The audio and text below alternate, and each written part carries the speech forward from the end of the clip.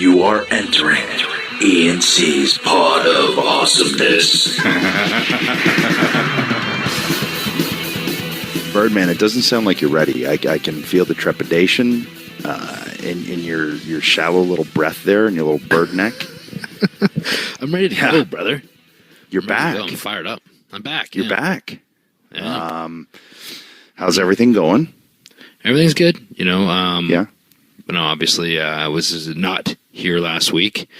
Thanks for the Phoenix one for stepping in for me. Unfortunately, it's been a rough year family wise for all parties on the ENC Pod of Awesomeness. I lost my grandfather, unfortunately, and I went back up to Canada for the services for him. His name was Al Thompson.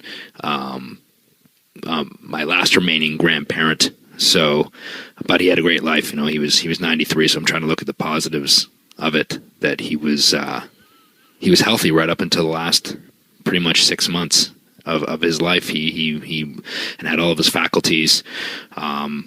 He was active. He was just, and he's one of those guys that he lived his life to the fullest. He was a man that I never ever saw in a bad mood. I never saw him mad at anybody. I never heard him say a bad word about anybody. He was just one of those people that, he was just a great man. To hear people get up and speak and say things about him that I never knew, you just kind of affirm that for me. What a great man he was. But more than anything, it was more of celebrating his life because he did live such a great life. So. Yeah, we didn't mention it last week because I thought, I'd let you talk about it if you wanted to or not. But, it's a strange year. We'll just, I guess, put it that way. But we're back. Birdman is back. He's chirping away. Back down there. Did you buy any more houses? No, well, my beak's a flapping and my hand is ready to do some ass slapping. Oh, boy. How long have you been holding on to that one? I just came up with it on the fly. How long have you been holding? You did not. I swear to God, I just came up with it off the cuff. Come on. Jesus. You're just trying to create T-shirts for Pro Wrestling Tees now. That's when the beak is flapping. Well, we should remind everybody before you start talking about slapping my ass, you can subscribe on Apple Podcasts, Google Podcasts, Spotify, TuneIn, Stitcher, however you listen to these things. Don't forget to leave a 5-star Frog Splash review. Man, that's hard to say. Try saying that. 5-star Frog Splash review. I'm the one that said it first. See? And then you kind of made fun of it. Now you say it every week. You want Frog Splash. Try and say it again. 5-star Frog Splash review. There was a pause right before that splash. I heard it. 5-star Frog Splash review. You went 5-star Frog Splash review. What? There's a challenge. I want to see the hosers record themselves saying that and send that to us, and we'll come up with some kind of prize or something for the person who can actually spit it out. But mind you got to do a first take. You can't sit there and practice. No, yeah, liars, cheaters. I know what they're going to do already because they're just like us. I was really so. You're all stuffed up and shit. You're all you're on antibiotics. I finally gave in. You called me today crying. Finally gave in. Oh, I got this sinus infection. Finally on antibiotics. So that's exactly what I did. I was weeping while taking my daughter to preschool. You're like a weeping willow. Yeah. Maybe you're just weeping. No, I finally gave in. Shut up. I did not miss you. Because I had my wife here. I mean, why am I going to miss you when I got her sitting beside me? And it was, it was really cool. We just sat here in my office and we shot the breeze. I don't know if anyone actually missed you. Well,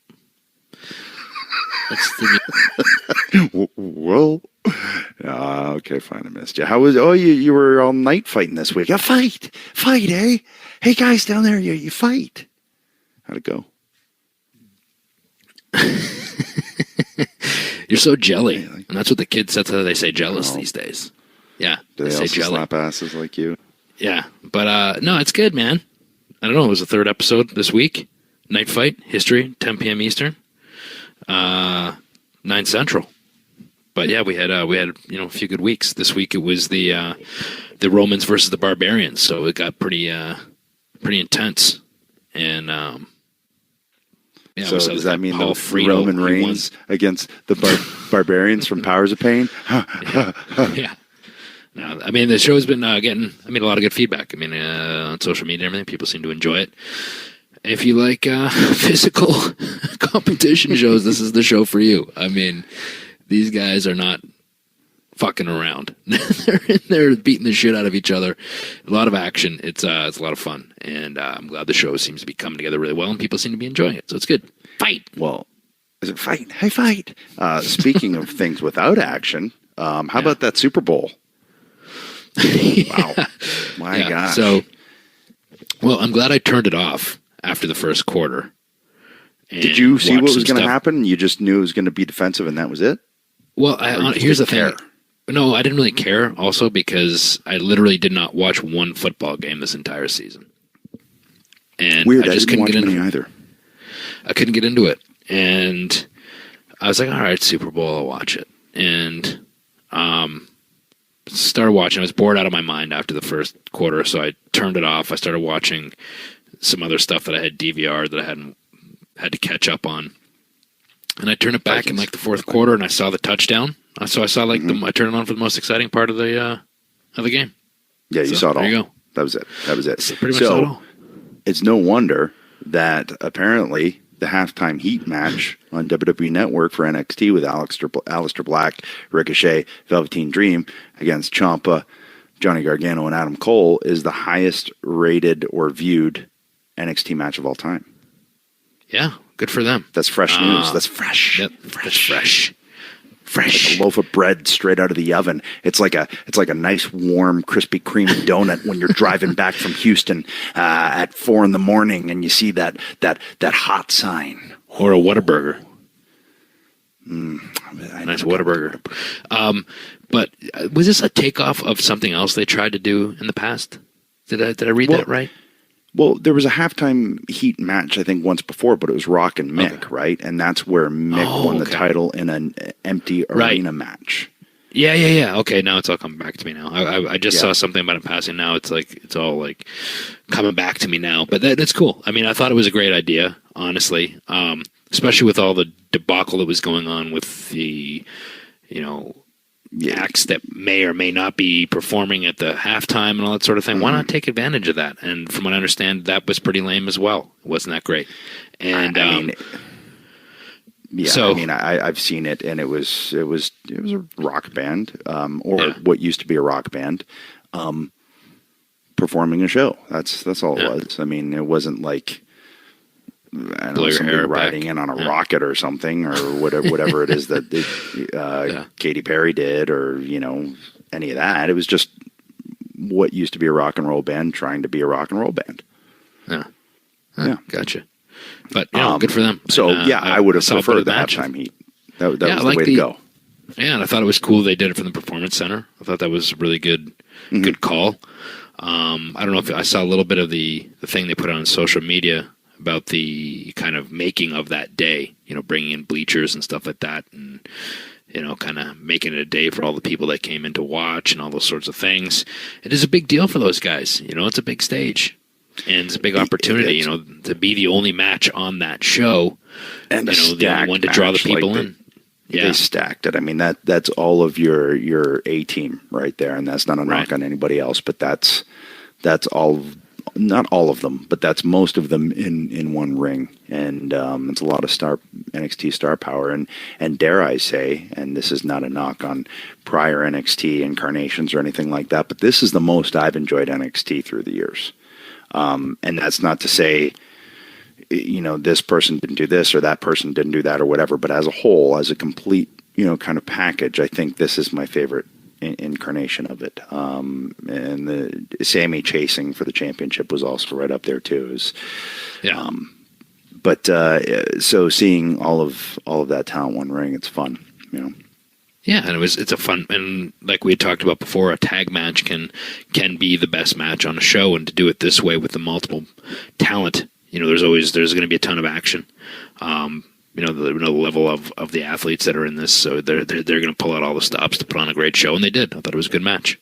And and I haven't seen it yet, but Worlds Collide tournament, Velveteen Dream beat Tyler Bate is fucking great in the finals. Yeah, I haven't seen it yet. I did see it. I thought it was a good match too. I like the spoil pacing it for me. I'm not going to spoil it for you, but I just want to say I like the pacing of it. I think Tyler Bate is fucking great, and I think they were kind of put in a tough position because sometimes when it's babyface versus babyface, it's tough to really get the crowd engaged in it.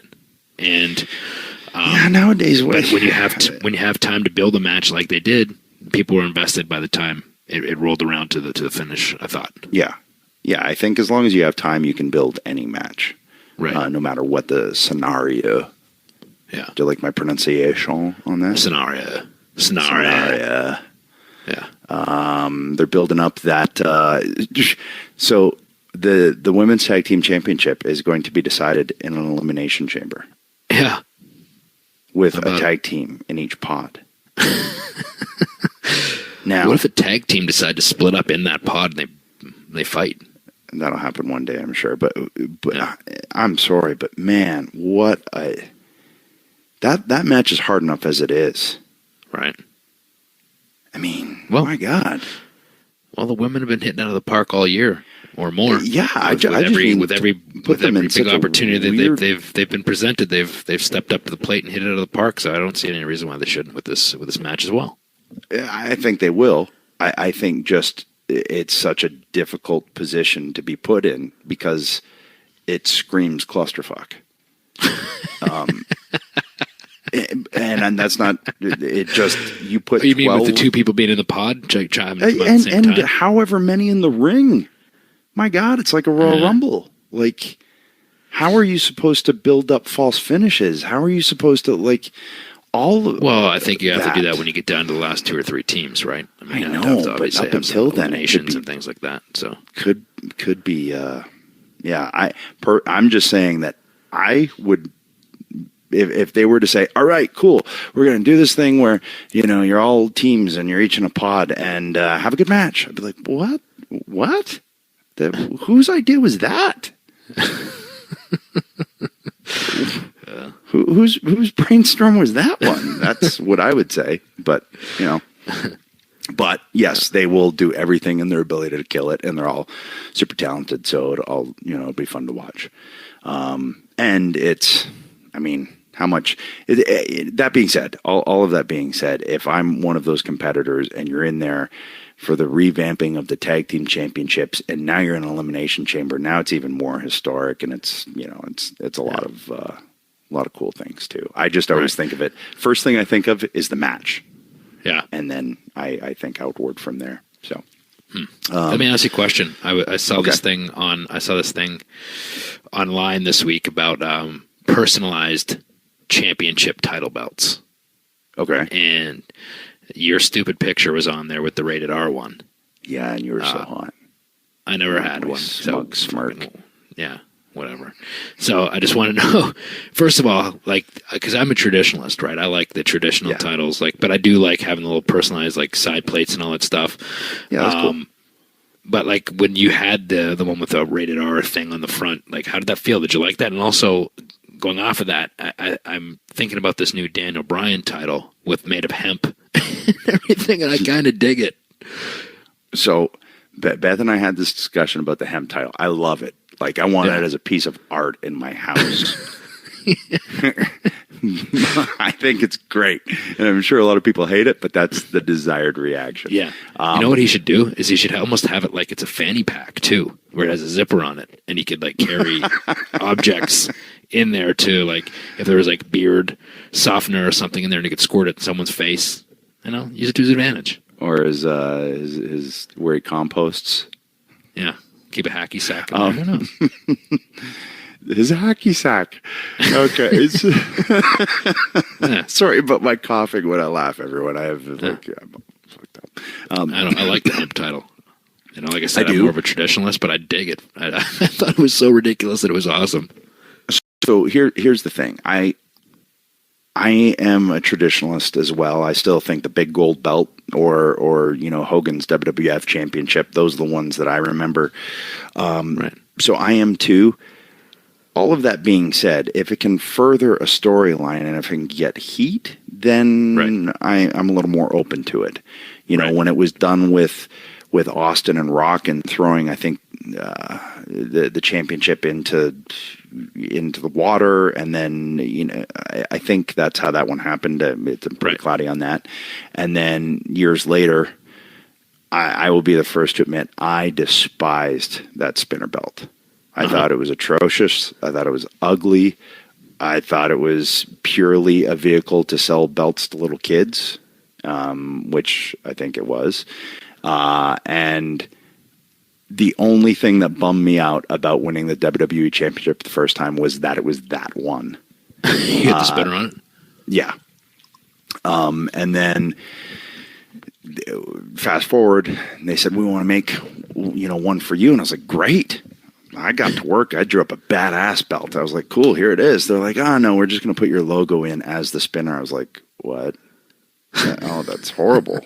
I mean, but again, that's cool, kind of that you got to have it. It is cool. And I also see the idea of what Vince's mindset would be. Well, why make one that's completely different? Take his design and make it yours. That'll really piss him off, you know, from a storyline standpoint. Yeah. So makes sense. But God, those spinner belts were ugly. But it was super cool. I'm not gonna lie. There was a part of me that was like, man, that's my damn logo on the WWE Championship. You know. So the mark in you is like, okay, that's cool. Right. Yeah. Yeah. Yeah. You are a fucking mark. So I think if it can further something along, which it is in the case of Daniel Bryan, I like it. I think it can work. Just as long as it's not done too often, like anything, you know, that's always the danger is that then it gets. But I also think that his is down. so different that it's, you know what I mean? Like I honestly never would have saw that coming. And even the fact that it like looks kind of like tan and brown or whatever it is. I'm a little colorblind, but like, I mean, just looks. I always forget your stupid head is colorblind. Yeah. So. Well, it's got like turquoise stone on it too. I mean, it's ridiculous. It is in the best way possible. Ridiculously awesome. Yeah. Yeah. And he can pull it off, which is great. Yes. And also, like these promos he's been doing, it's hard to get heat with the stuff that he's talking about. But he believes it so much, and he's not talking to people; he's talking down to people. And I think he's making it work. And it's like all stuff that's kind of true, but the way that he's saying it makes people hate him. That's just it. We've talked about any heel has to have truth in what they say, and it's the way they say it to you that you hate, but you realize that they have a bit of a point. Right. Well, I know how over he was with the Yes movement, like over like nobody's business. But to me, the best mic work of his career is happening right now. Yeah, well, I think, to your point, he actually feels a lot of what he's saying, you know, and he can get behind a lot of what he's saying, which makes it work. And you need to be able to do that. There has to be conviction there in order for the people to genuinely dislike you.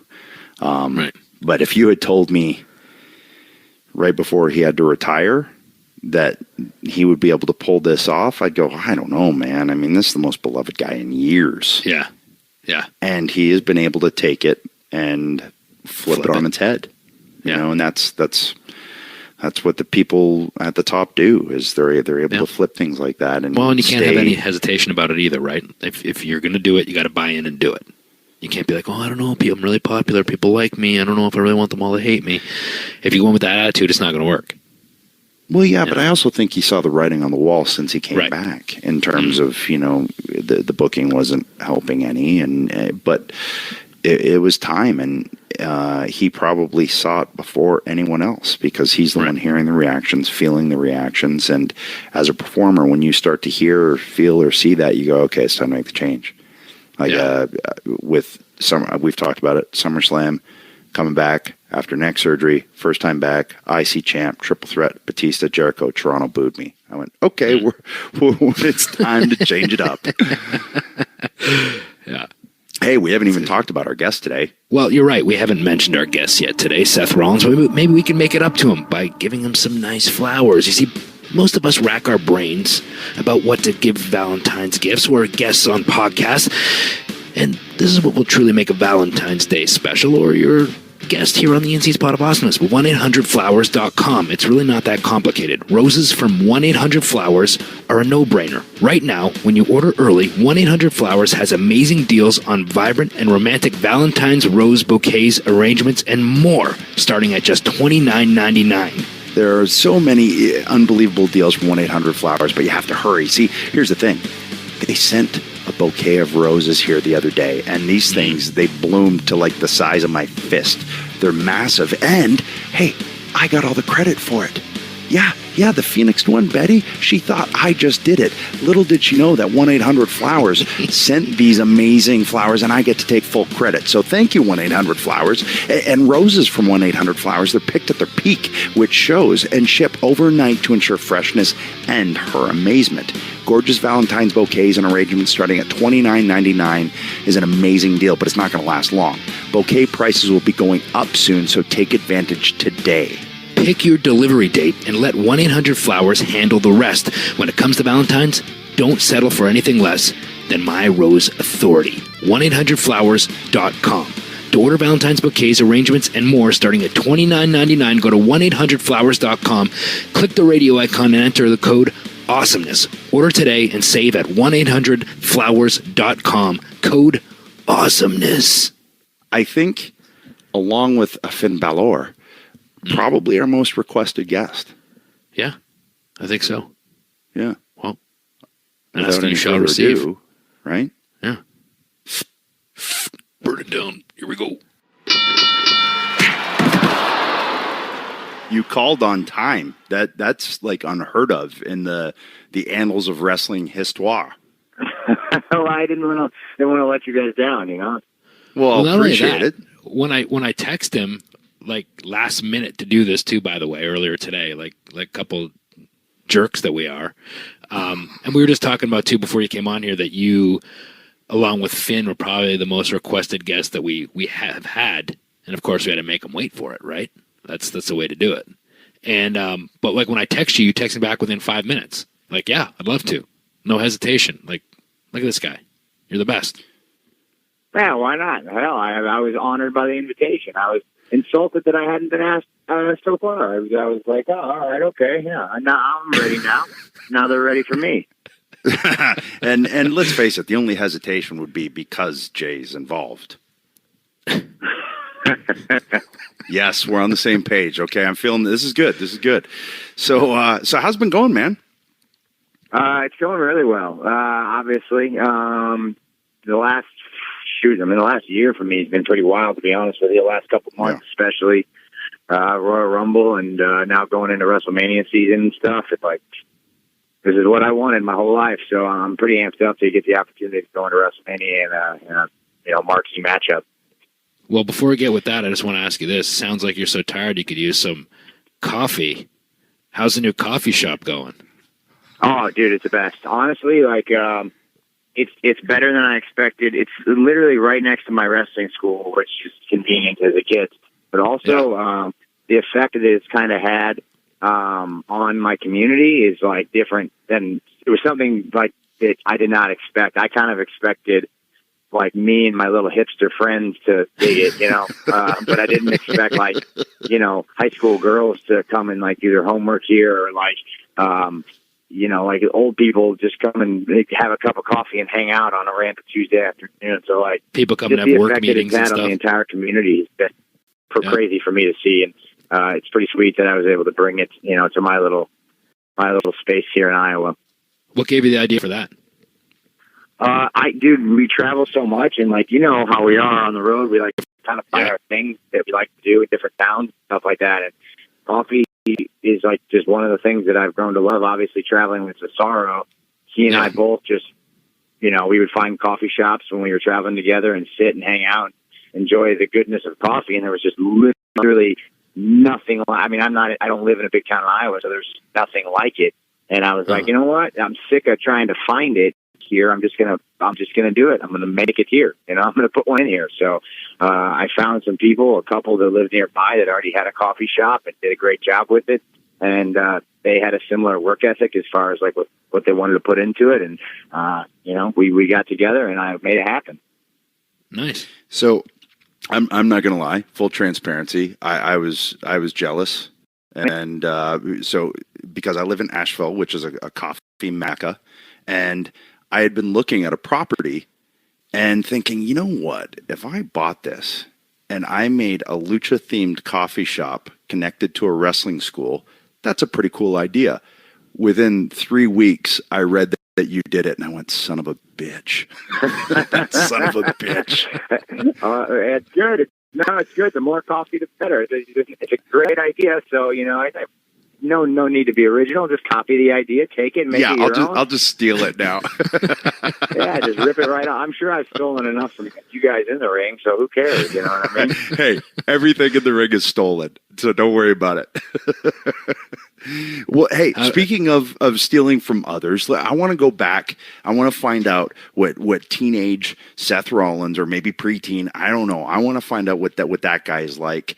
What caused you? We ask everybody. I'm always very intrigued because you seem to me like a lifer, like a lifelong fan. And we really haven't talked much in the past. There's never been an opportunity. We haven't really ever got to sit down and just, shoot the shit. So here's our opportunity. What is it? Who's the guy? Who are the people? And when is it? And how does it all happen? It was sort of, I'm a lifer for sure. You got that part right. And I grew up a fan of old WWF. Like my dad and my grandpa, we grew up in like a super small town. So like we used to just watch it, whenever we could. And they took me to my first live event, house show, if you will, like when I was like 4 years old, me and my brother. And, I was just fascinated, man. I was just blown away by like the larger than life characters. So like Hogan was obviously my first dude. He was, I was probably 3-4 years old, and he was like just this live action comic book hero dude, superhero come to life, and the training, the prayers, and the vitamin. And he had, his face was on everything, and he was just starting to push into movies. So like No Holds Barred, Suburban Commando. I was, I'm a little 4-year-old kid from Iowa. Like it's the coolest thing in the world to me.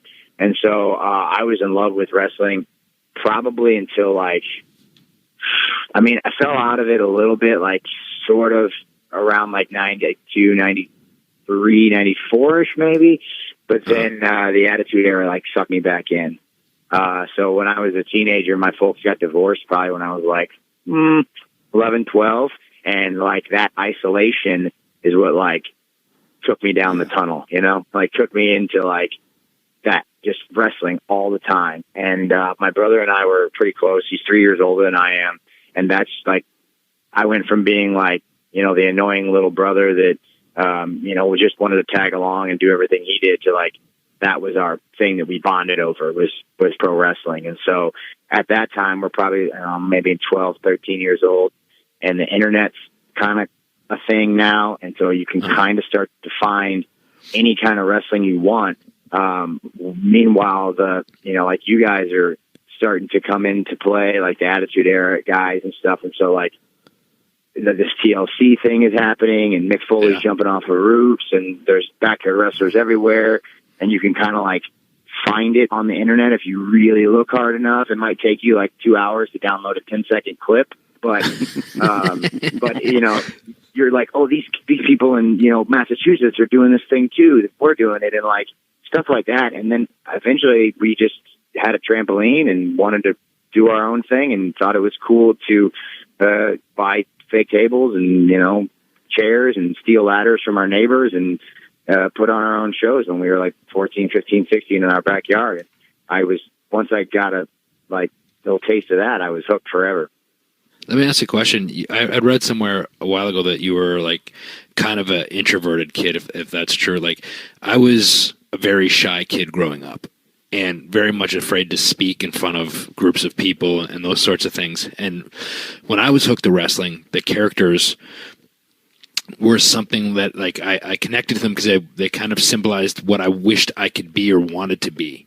And that's kind of what I hung my hat on. And when I got into it and started training, I still had that fear of speaking in front of people and doing things in front of crowds. And like, to me, it's like, okay, the best way to get over this is to attack it and to go after it, go after the things that I'm afraid of. Was it like that for you? So I went through like some weird stages in my life. I wasn't like that my entire life. When I was growing up, I had a real normal childhood, but honestly, my parents' divorce like really put me into a bad place. And that's where, you know, I mean, everyone kind of has like an angsty teenager phase, but like mine was pretty deep, like after the divorce. And I like that isolation took me from being like this, you know, kid that was kind of popular and, you know, got along with everybody and, you know, was outgoing and played sports to being like this kid that just was shut in his room and listened to Korn and Metallica and, you know, watched wrestling tapes all day long, play video games. Like, and so I went from being, you know, oh yeah, let's do this, let's do that, to being like, I'm just going to sit at home and be by myself for a while and, you know, do this. And then once I sort of got into wrestling in the backyard thing and realizing I had a little bit of a knack for being some sort of, you know, performer or character, like it kind of brought it back out of me. Like it made me be a little more, you know, out there and outgoing with people that I wasn't familiar with, you know, because I had this cool thing that I was doing that nobody else was doing besides me and my friends, you know, so it made us, gave us this elitist feeling, and that like made it easier for us to like kind of be part of something, I guess, or to feel part of something. And so we felt more comfortable and more confident. And then by the end of high school, I was, you know, back to being, I still didn't do any group sports. I still hated that stuff, but I you know, I was much more comfortable around people and felt, you know, better about speaking in front of people or like making friends with strangers and stuff like that. It seems to be a recurring theme, and it's odd when you hear it, but when you actually stop and think about it, it's not, because wrestling just draws all of us freaks, or we're all a little different, or we're all wired a little differently. And I don't mean freak in a derogatory way, but it seems like it starts off where you have these very reserved kind of introverted, shy people, and this seems like it would be the last thing that type of person would do. But for whatever reason, it is a recurring theme. And it also seems like wrestling helps pull these people, myself included, out of something and pulls a bit of them out of their shell. Did you find that's what happened with you? Yeah, 100%. I mean, we took, when I say we, I mean myself and my friends, my brothers, we all of us that did this wrestling. We took this thing that we all shared together, and it helped us grow into like being comfortable and playing characters. And like, you know, it doesn't, when you're on stage, when you're a character on a TV show, or even just in a local match or whatever, you're not yourself for whatever period of time that is. And so that being that different person in front of a crowd, like, helps change who you are as a person in regular life, you know, whether it gives you confidence or whether it gives you freedom, or, you know, you get to tear down some walls that have, you know, held your inhibitions in, or whatever it is, you know, maybe you're just overcoming some fears, but it just helps you become, I think, a fuller person when it comes to being, you know, a regular Joe in life, because now you're able to step into this character and become it. And then, you know, they sort of come together. You know, Colby sort of comes together with Seth Rollins or Tyler Black or whoever I was at the time. So, you know, it's sort of, once they meld together, it just becomes this, you just become a different person altogether. It's pretty cool. So when and how did you find, like, go ahead, Adam, sorry. Well, I was just thinking, and the flip side and the possibly dangerous side is if you lose yourself in that too, because I've seen that. And that can be the slippery slope on the other side of the hill. That is always a danger that you want to, you know, steer clear from, because I think we've all seen that too. But back to your point, Jay. Sorry. No, I was to say, at which point did you like this is something that you really wanted to go after? It wasn't just, you know, like I said, with your brothers and your buddies, just hanging out and having fun and doing this. When you were like, man, I really would like to do this, you know, for a living, for a career. And when did you seek out like proper training, and where did you go to do that? Yeah, I was probably about 15 when I decided. I actually like remember, I might even be younger, shoot, maybe 14. I remember the dinner where I like was sitting with my parents and my brother, and I was supposed to go to this like basketball camp over the summer between like 8th and 9th grade or whatever. And I remember telling my parents with tears in my eyes, for some reason, it was a very emotional moment. I remember telling them that I didn't want to go to this camp anymore and that I wanted to be a pro wrestler when I grew up. And this was like, 14, probably 14 years old. So I remember it being like a super emotional moment. I remember telling him and then like, kind of like just leaving the dinner table or whatever and like being set. And I'm such a stubborn person that I was never going to like not give it a shot. I always, through high school, it was always like my plan. And I tried to start to do things to get myself in a position, that's when I, bought a weight set for the basement, and I tried to take public speaking classes or acting classes in high school. Eventually, once I got a license, I got a gym membership or like worked out at the local YMCA when I could, stuff like that. And then I started buying, bodybuilding magazines or just what do you need to do to be a pro wrestler? What can I do to start it now? And so I had like that drive and ambition early on. I found that passion when I was that age, and I just, like I said, whether it was hard work or I was just stubborn little jerk that wasn't going to like let his parents be right.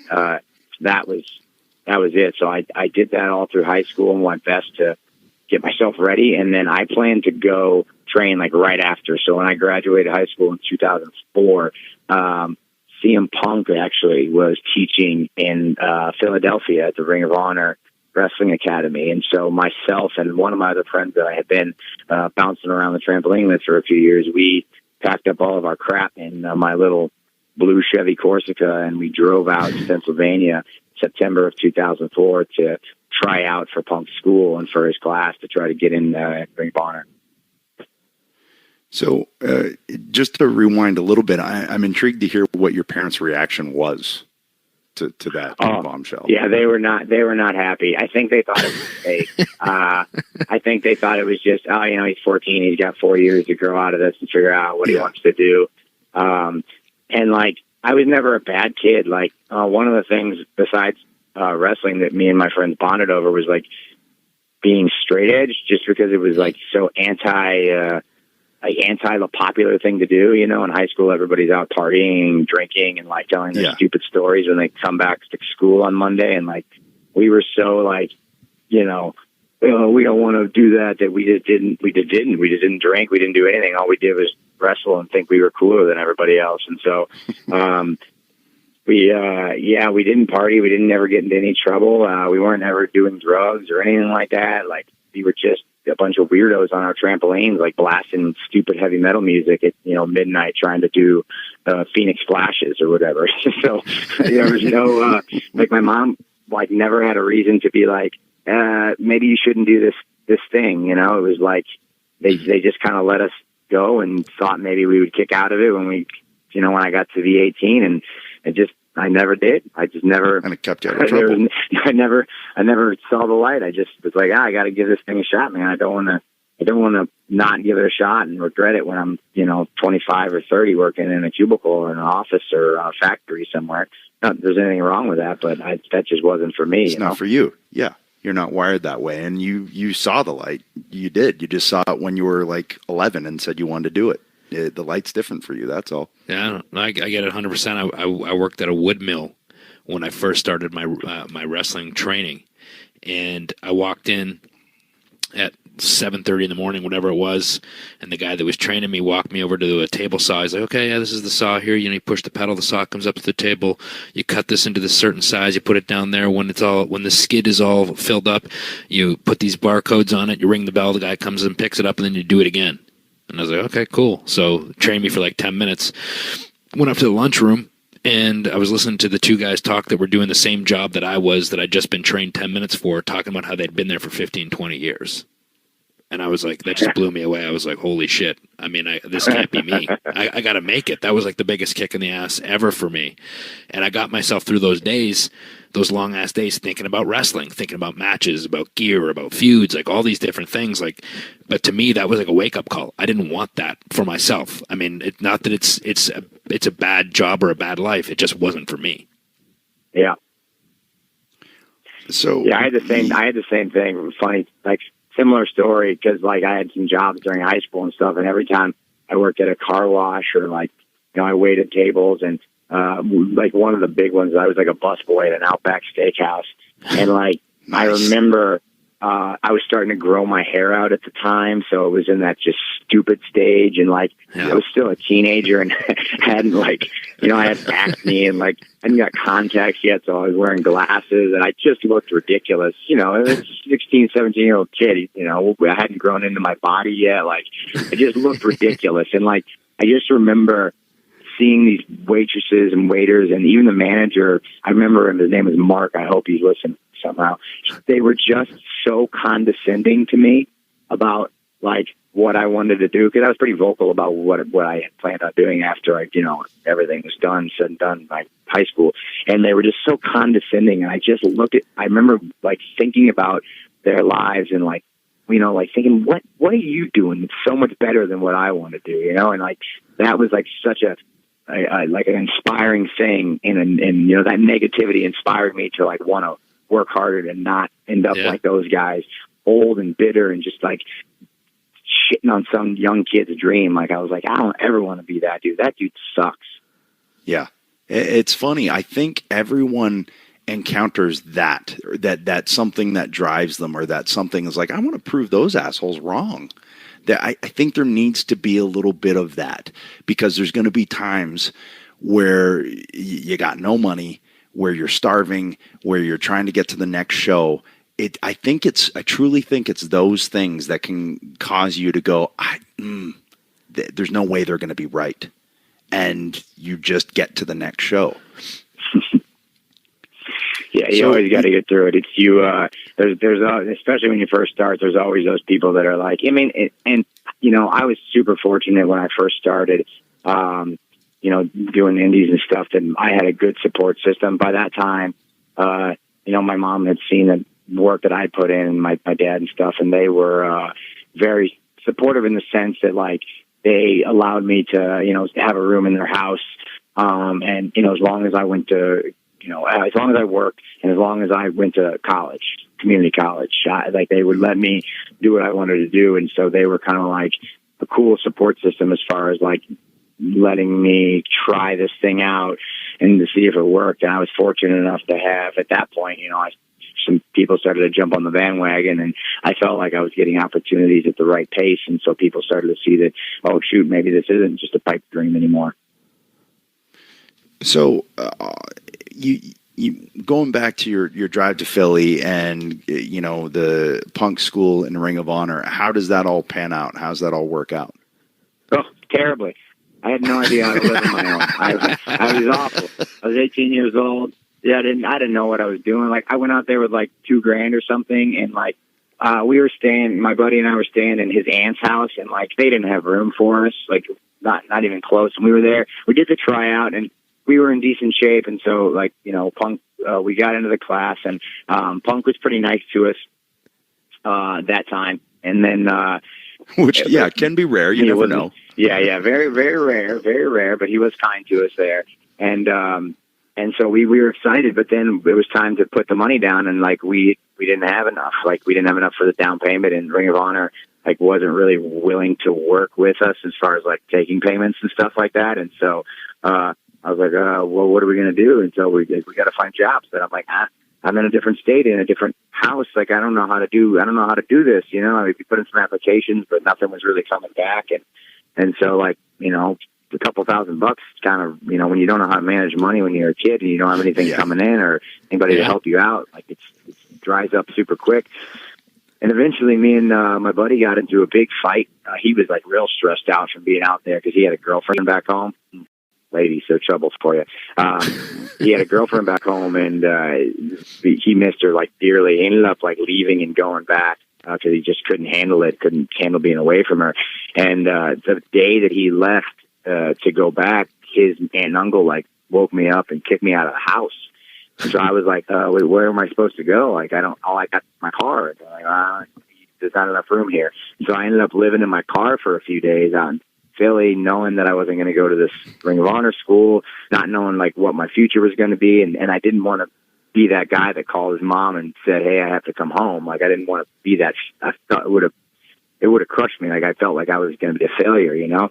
And so I ended up like trying to find a place to live, and I ended up like going to see this house that these college kids were sharing. And I sat down with this dude and I told him my story, kind of at the house, and he was like, he's probably like a few years older than me, whatever, going to college, just like doing his thing, and he was the one who convinced me that I wouldn't be a failure if I just picked up the phone, and there's plenty of other places I could learn how to wrestle, so like just go back home and get your feet under you, give it another shot. And so like we had a nice heart to heart, and he was right, and I ended up going back home, coming back to Iowa, and I ended up finding a trainer locally in Chicago, which is about a 3-hour drive. So I would commute back and forth a few times a week to do that. A local guy by the name of Danny Daniels, who runs a great independent remote promotion out of Chicago called AAW now. And so Danny took me under his wing, and me and a couple other dudes, and that's how I learned how to do the wrestling. So that guy you talked to, did you ever see him again after that, or no? No, never. We never. And it was this was 2004, so like we didn't really stay in contact. I don't think we ever exchanged numbers. I never saw him. It was the one conversation I ever had with him, but it was like one of those serendipitous, like life-changing conversations that set me on a completely different path. Yeah, sometimes you just wonder if those people are put there, to knock you back in the right direction. But imagine that dude. Imagine he's sitting at home with his kids one night, and his kids are like sitting there, if he has a family, and they're watching wrestling, and he goes, "Son of a bitch." So you get your training in Chicago. How's everything snowball from there? Like nothing happens quickly in this. They always talk about like the overnight star, but it's impossible. It doesn't happen. So how long does it take before you feel like you're hitting your stride and you're starting to make waves?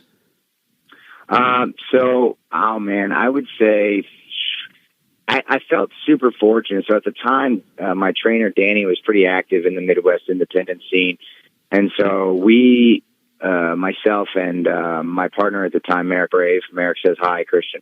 Wanted to let you know. I was going to talk about him in a little bit. Yeah. How's he doing?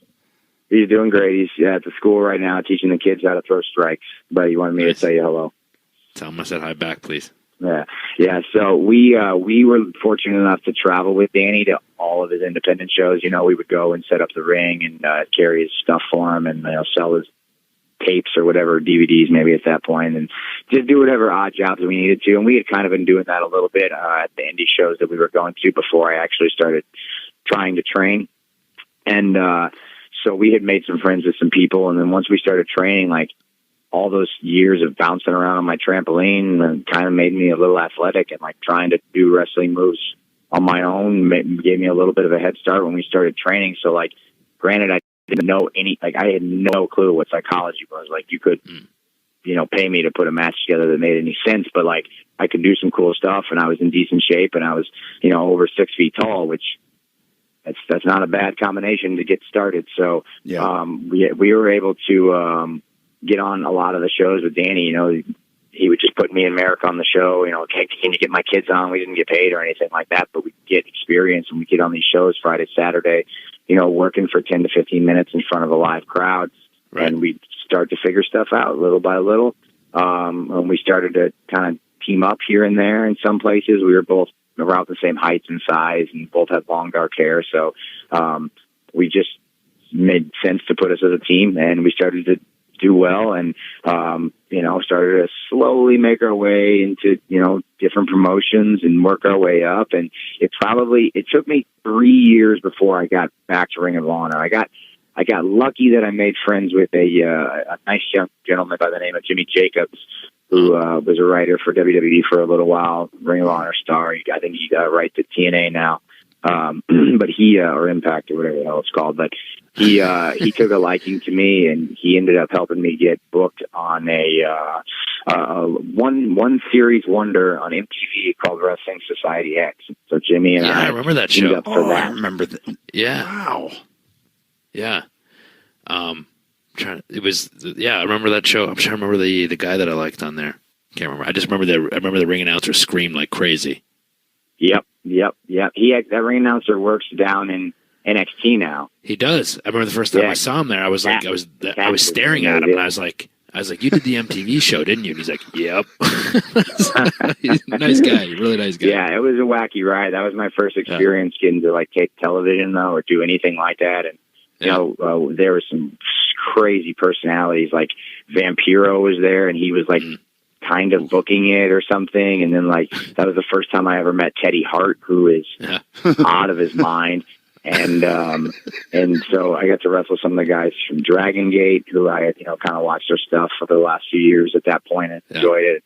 And, met a lot of cool people and made some connections and stuff like that. So that led me to, we were out there. So the Wrestling Society X thing was cool, but the thing that really kind of helped me out was, there's a company out in LA called PWG, Pro Wrestling Guerrilla, and they had a big weekend that weekend called, one of the last weekends I was in LA filming the show, because we filmed it, all the episodes in like 2 straight weeks. And they had a show called All-Star Weekend, and it was supposed to be the Briscoe brothers from Ring of Honor against Alex Shelley and Chris Sabin, the Motor City Machine Guns. Well, the Briscoe brothers didn't make their flights, or something happened where they couldn't make it to LA in time. Jimmy Jacobs and I just happened to be in the area filming the Wrestling Society X thing. And so, Jimmy is from Detroit, that area, Michigan. And so he was close with Alex Shelley and Chris Sabin, who were also, from that area. And so, they called him up and like, hey, will you come and like, can you and Tyler wrestle? Can you guys fit that in tonight? And we're like, yeah, of course. So at the time, PWG was pretty hot. It's still pretty hot as an independent now, but that was like my first exposure into like big independent shows. And that tape and that video started to go viral. It was the first time online independent wrestling fans could really see Tyler Black or Seth Rollins for the first time. And so that's when my name kind of started to get out. And then Jimmy was going back into Ring of Honor, and he pushed Ring of Honor owner Gabe Sapolsky, not owner, but Booker Gabe Sapolsky, to give me a look. And so about 3 years into my career is when I got my first pro wrestling contract, which was with Gabe Sapolsky and Ring of Honor. Nice. How did you come up with Tyler Black? Tyler Black is from 2 movie characters that I really liked. Tyler Durden from Fight Club and Sirius Black from Harry Potter. Oh, cool. Yeah, it was like Christian Cage. Do you want to hear a little story about Christian Cage real quickly? Because I know he's going to tell it. I always like to put myself over. You guys know that. Come on. I want to hear it. I want to know about Christian Cage. Well, no, like mine were from 2 movie stars as well. I was sitting with my buddy trying to figure out my first name for my first my wrestling name for my first independent show that I was doing, and the show Extra was on, and they were doing a piece on Christian Slater. And I'd always had the name Cage in the back, like last name Cage in my head from Nicolas Cage. I just thought Cage was like a pretty cool last name. And I looked at the TV and they were doing the story on Christian Slater, and I looked at my buddy and I said, what about the name Christian Cage? And he said, oh, that name kind of sucks. But we'll use it for this show, and you can change it after. But I used it. I'm not gonna lie. If we're doing comparisons, he has way cooler characters that he pulled his name from than you do. Yeah. I didn't know Sirius Black. I didn't know that. That threw me. That's pretty cool. Yeah. Yours didn't age as well, Jay. But, whatever. No, but true romance together is good. They did pretty good at the box office. Yeah, that's true. All right. We've been talking to Seth for a while. He needs a break to grab some food. Speaking of food, we happen to be sponsored by Wise Company. Now, let me tell you about Wise Company.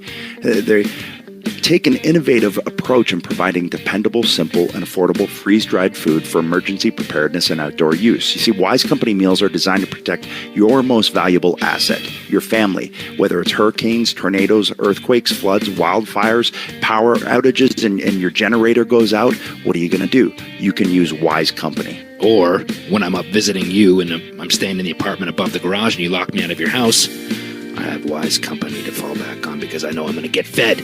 Not only is Wise emergency food great tasting, but its quality is unmatched. They don't just slap their name on someone else's products. All their ingredients are chef prepared internally by Wise Company.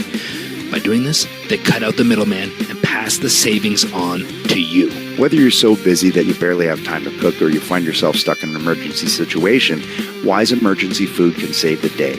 All you need is 4 cups of water, and it doesn't even need to be hot. You take the contents out of the pouch, pour them into the water, you stir, cover, and that's it. In 15 minutes, it's ready to go for your family, no matter what the situation. There is no excuse for waiting until it's too late. There is no better time to prepare than right now. Wise Emergency Food is an investment in peace of mind for your family. Right, and this week, our listeners can get any Wise emergency or outdoor food product at an extra 25% off the lowest mark price at wisefoodstorage.com when entering Awesomeness at checkout. Plus, shipping is free. Wise has a 90-day, no questions asked return policy, so there's no risk in taking the initiative to get yourself and your family more prepared today. That's wisefoodstorage.com. Promo code Awesomeness to get any Wise emergency or outdoor food product at an extra 25% off and free shipping, brother. Or sister. All right, now we can get back to Seth. Hopefully he's done eating. Okay, so Pro Wrestling Guerrilla, your name starts to get out there, and how long is it before, WWE sends feelers out? So I don't know if WWE ever was interested in me. Really? No, I never heard anything from. I contacted them. I reached out to them. So when I first signed with Ring of Honor, I signed a 2-year contract. I signed with them, and I was really excited to work there. That was a place that, was at the time very renowned for some of the best workers in the world and guys that I had been watching tape of now for, 5-6 years. So you're looking at Daniel Bryan, you're looking at Nigel McGuinness, Austin Aries, Claudio was there, Cassius Ohno, Chris Hero was there, and they were just the top indie at the time. So I was pretty stoked to be in there and try to learn from these guys.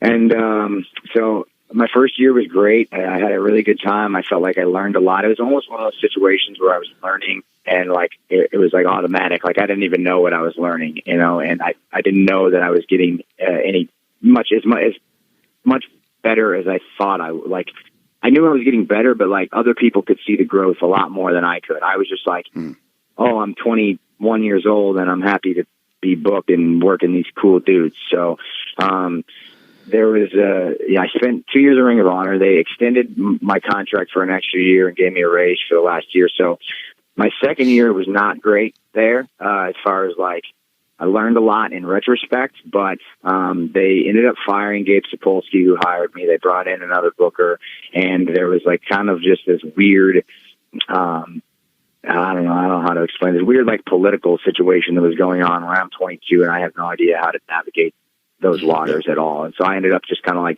floundering for the second year of my time there.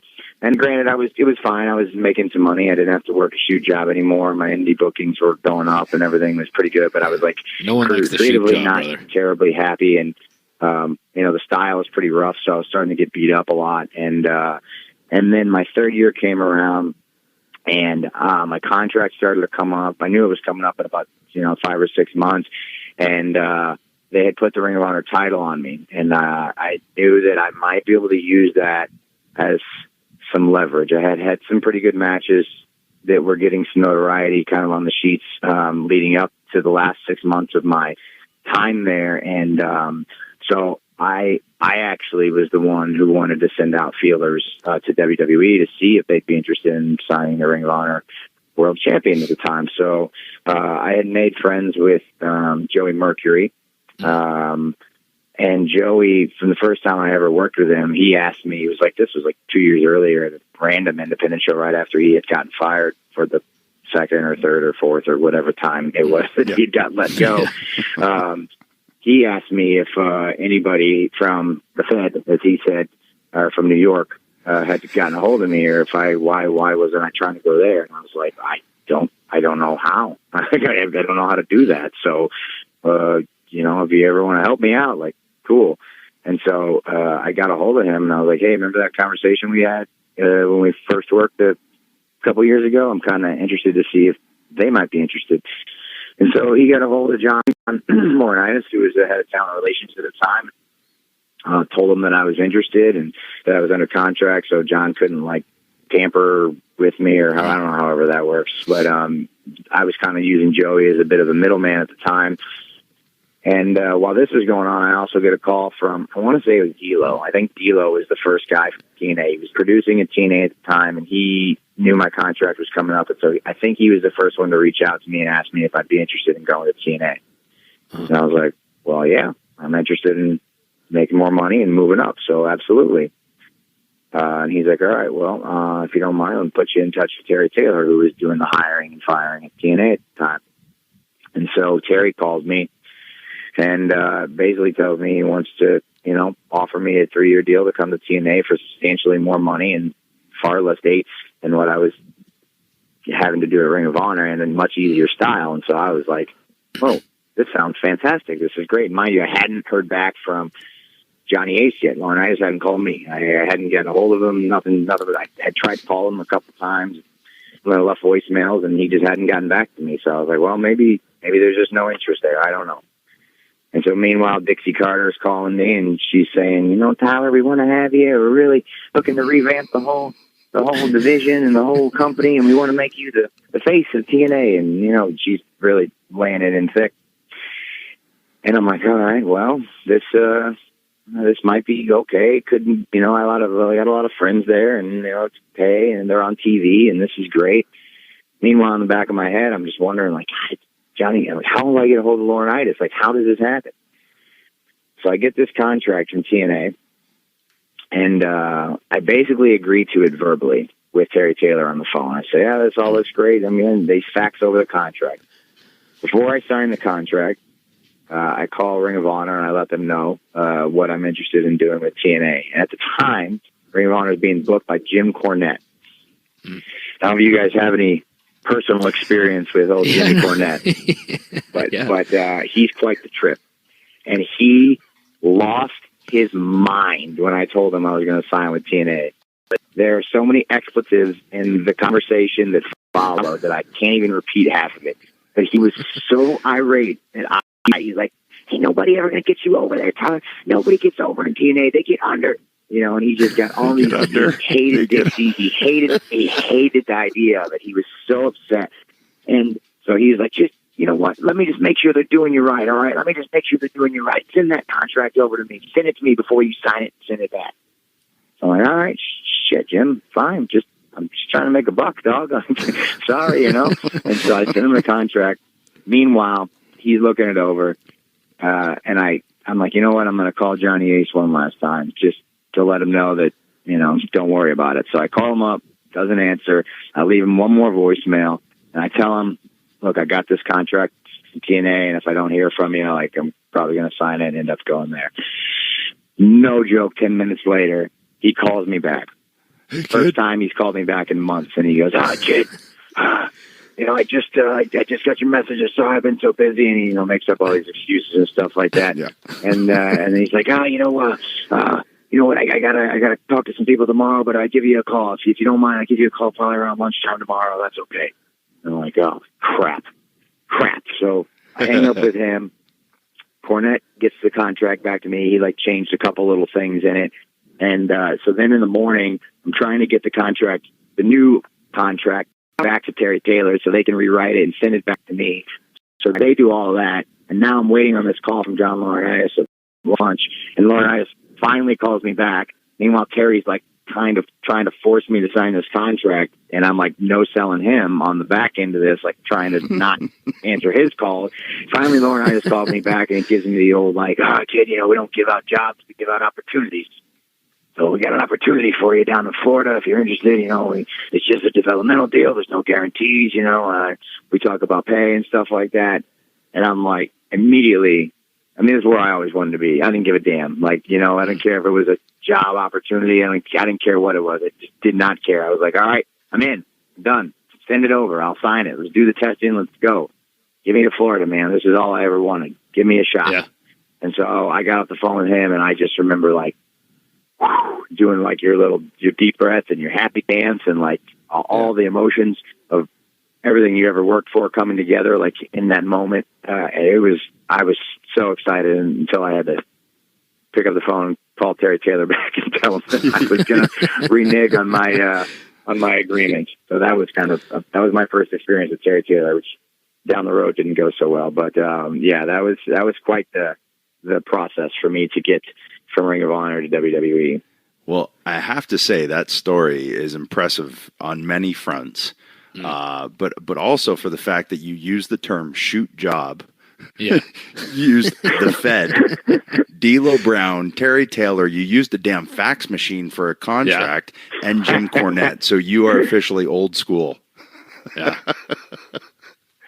Well, yeah, I mean, maybe it was a scanner. I don't remember. Either way. I don't know. It's a fax machine forever now, man. But I mean, there's something to be said, too, for sticking to your guns, like having this gut feeling that, WWE was the place ultimately where you wanted to be and felt like that was your place and trying everything you could to make it work. And we've talked about it on this podcast many times, is having the guts to bet on yourself sometimes, right? Not be lured by maybe the money is the easier way to go if that was in fact that you got offered more money, but that, like I said, being presented an opportunity, you never know what that opportunity could turn into, so you're betting on yourself.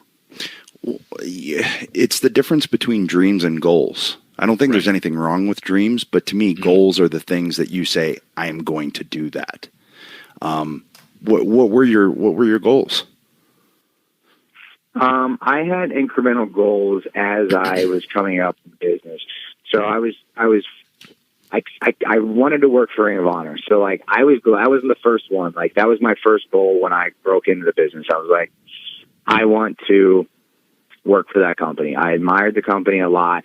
I felt like it was going to be a place where I could learn to work and find my own identity. And so I wanted to go there first. And so that was like my first goal, and I was able to achieve that. And then from there, I felt like the only other place I ever wanted to be was to get to WWE. I wanted to take the experience that I had got on the independents and especially Ring of Honor and working with those guys and get to WWE. And honestly, like from that point on, the only goal I ever had was to main event WrestleMania. And it might be like sound nuts and stuff to some people, but like all the incremental stuff and other stuff in between, like not that it didn't matter to me. It was all important and cool. And I'm very grateful that I've gotten to experience so much that I have in the last 9 years with the company. But like my goal was to main event WrestleMania. Like that's if your goal isn't to be if your goal isn't to be the best, then or to go as far as you can go, or to be the champion, I don't understand. Like I was never the kind of guy that was just like, okay, I'm here now, cool, I'll just do whatever. Like the goal is to get there and go as far as you can. Like that's what everybody should strive to do, is to be the best. And I remember having a conversation with you when I was doing some rehab at FCW.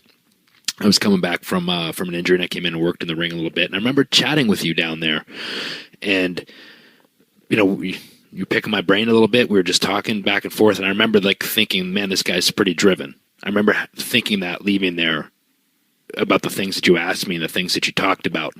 I remember that like having a strong sense that you were going to go places when I left there, and that you had a real drive that few people actually have. And that is the kind of drive to me that takes people to different levels. And also from that conversation, I introduced you to Wright's Gourmet, and you probably had the best sandwich you ever had in your life. But that's 100% accurate. I do remember that conversation. What a spot, right off Dale Mabry. Nice little deli sandwich. California Reuben. That's the one you recommended, and that is the one, the best one of all time. Changed your life. Dude, made Tampa much more bearable for me, that's for sure. Yeah, I don't picture you as a Tampa guy at all. So, yeah, I'm in the Midwest right now. It's literally, my thermometer's at 11 degrees. It's like kind of snowing and icing and stuff like that. But like, I hated Tampa while I was in it. And then when I finally left, I was like, man, you know what? I think I kind of miss Tampa a little bit. It grew on me, man. I really liked, like, I got in the rhythm and like found my places and my stuff. I kind of started to like it a little bit. So Yeah. while you're down there, that it's FCW at that point, right? So you're there for the whole transition to NXT. How does that go? Like how much upheaval was that for you guys as the talent? Yeah, that was a crazy time. The transition was kind of it felt very sudden because before, like when we got to developmental, it was literally like I remember getting down there and thinking it was going to be like the end all be all. Like, oh, it's WWE, I made it, and then I like walked into this really sweaty warehouse, like 2 practice rings and one like weird little showroom, and we were just basically running these little towns in Florida, and there was nobody at the shows, and I was like, what is this is WWE, and like we didn't hear from the office like very much, like there was really no contact. It was like you were just doing this thing, kind of like this rat on a wheel, and then all of a sudden, like when they needed somebody, they just plucked them out. Like, oh, we need who's that really tall, like Jack Indian dude? Oh, Jinder Mahal. Yeah, we need him. Grab it. Let's go. And you know what I'm saying? Like there was no indication that like your time is coming or let's get you ready or anything like that. So I think from a talent perspective, we were stoked when they sort of started to rebrand the whole thing, and we were starting to see Triple H come down like more regularly and be more involved in the process. And they were trying to figure out kind of how they wanted to, who they wanted to have in place as their coaches and stuff. And I never trained a day in the Performance Center. I was always in the Tampa building.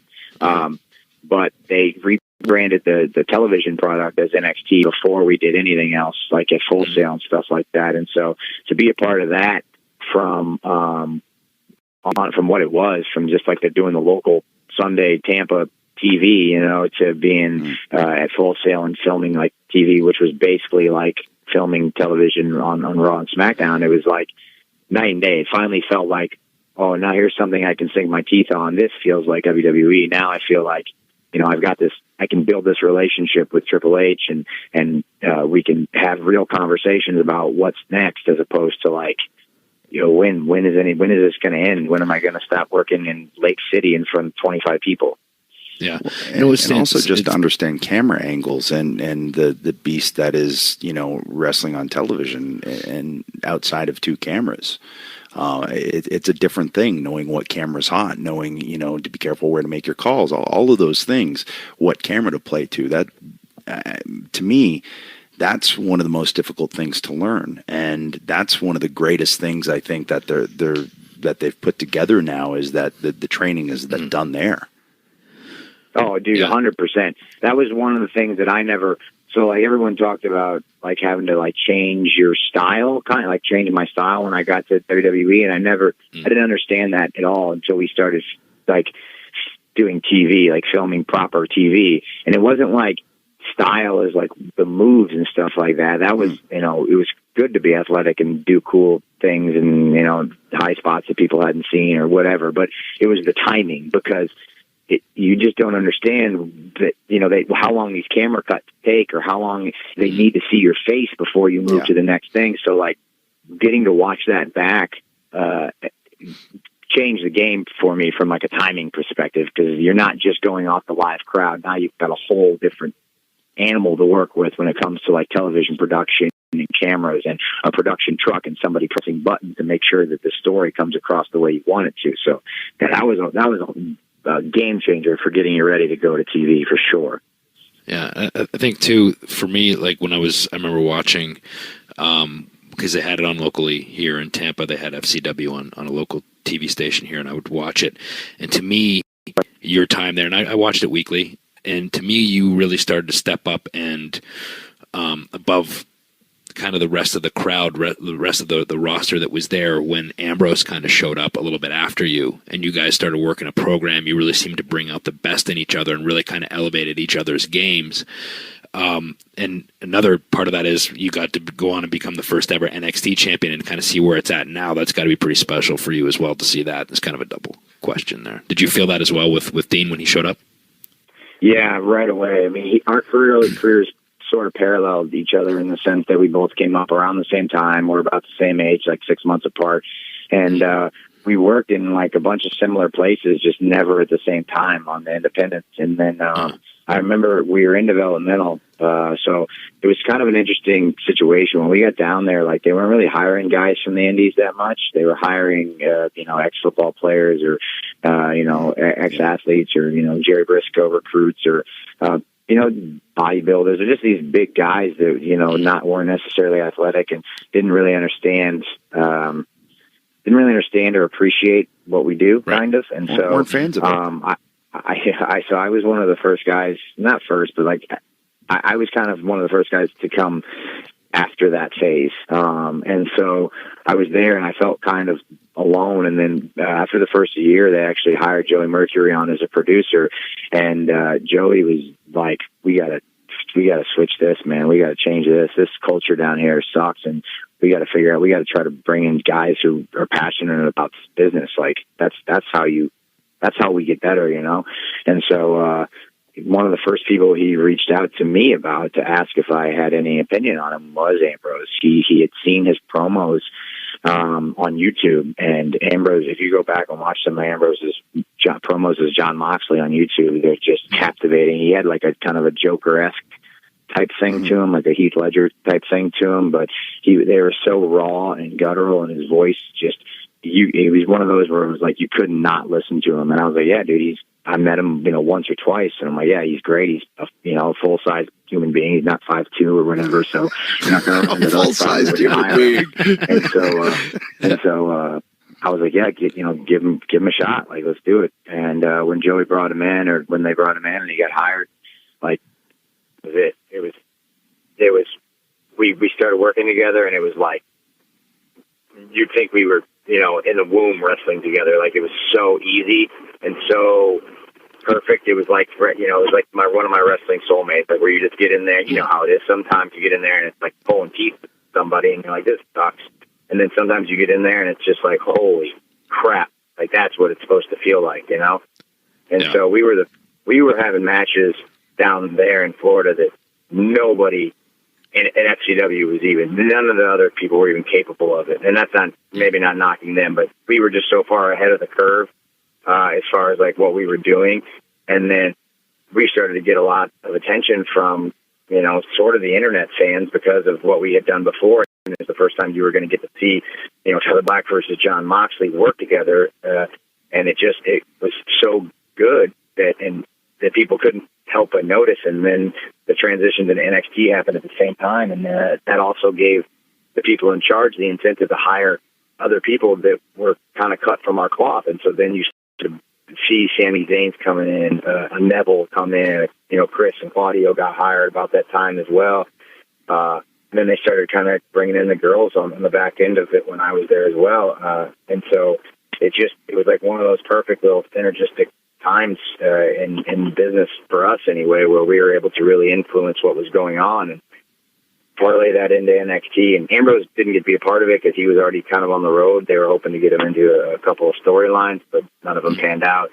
So I was kind of down there just, doing what I was doing in NXT. And I remember going to Triple H, and when I knew that the tournament was happening for the title, I remember having the conversation with him and telling him, like, this has got to be mine. Like, I've got to have it. I've got to be the first NXT champion. Like, I want that. I want the ball. Give it to me. Let me run with it. It's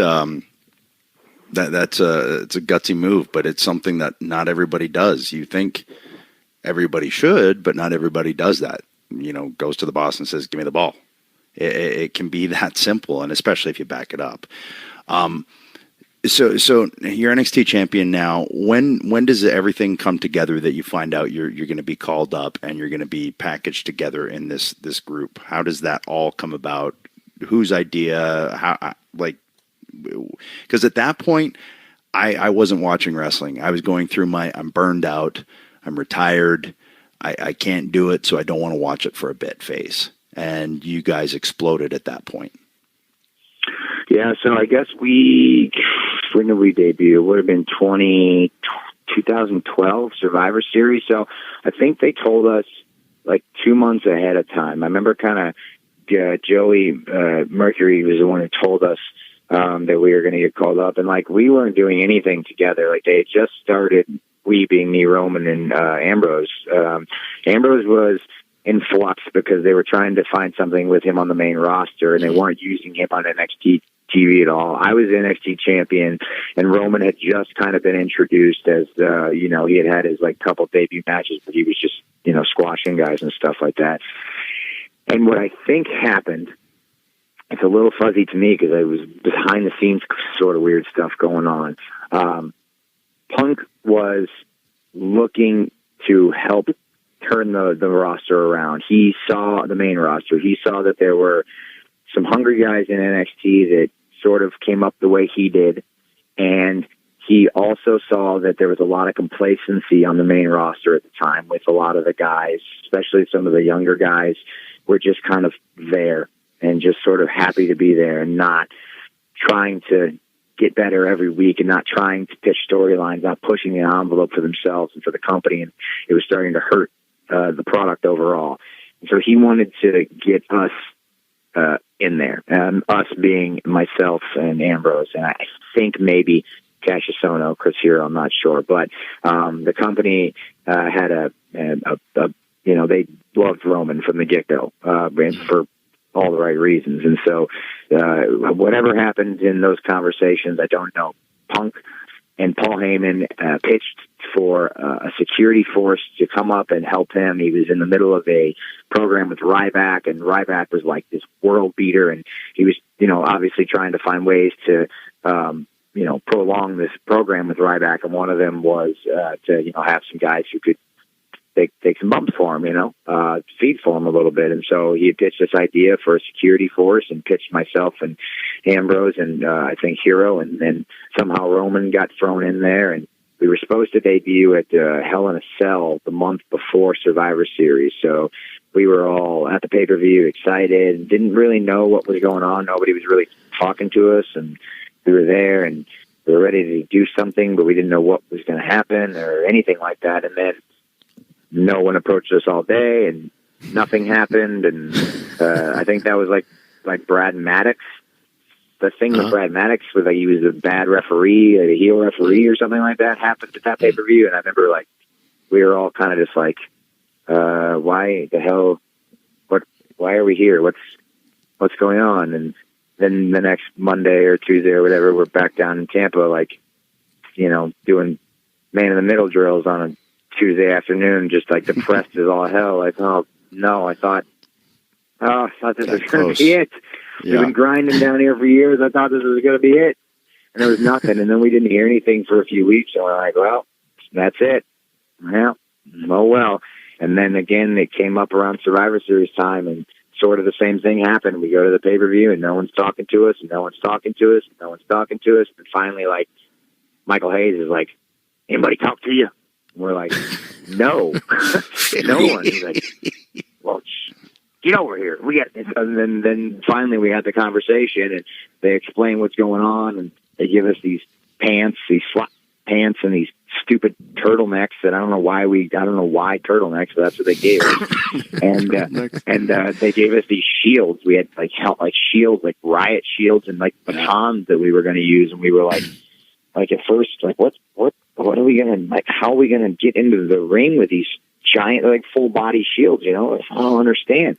And then eventually we walked out to do this rehearsal, and Vince, who was still doing helping out with rehearsal at the time, he was by the ring, and he saw us walk out with these shields and these sticks, and he's like, oh, what the hell are those? What are you going to do with those? What kind of, and we were like, yeah, what are we going to do with these? And we just threw the shields down. He's like, hey, you need sticks to beat a man up. You can't beat a man up with your bare fists. What kind of man are you then, huh? And we were like, yeah, no, we can kick ass with our fists. We don't need these. We throw those down. And so then we just go out and, turtlenecks and slap pants, and we beat the living shit out of Ryback that first night. There was not a chance that he was going to survive. That I remember standing. It was in Indianapolis, Indiana. We were standing backstage. We ran through the crowd when the moment hit. And I don't know. I've had some big moments, but that one right there was that might have been my heart was racing through the roof, like heart rate just on another level, because I was like, once we do this, that's it. There's no going back. That's it. We're out of the gates now. We're in. You can't take this back, dog.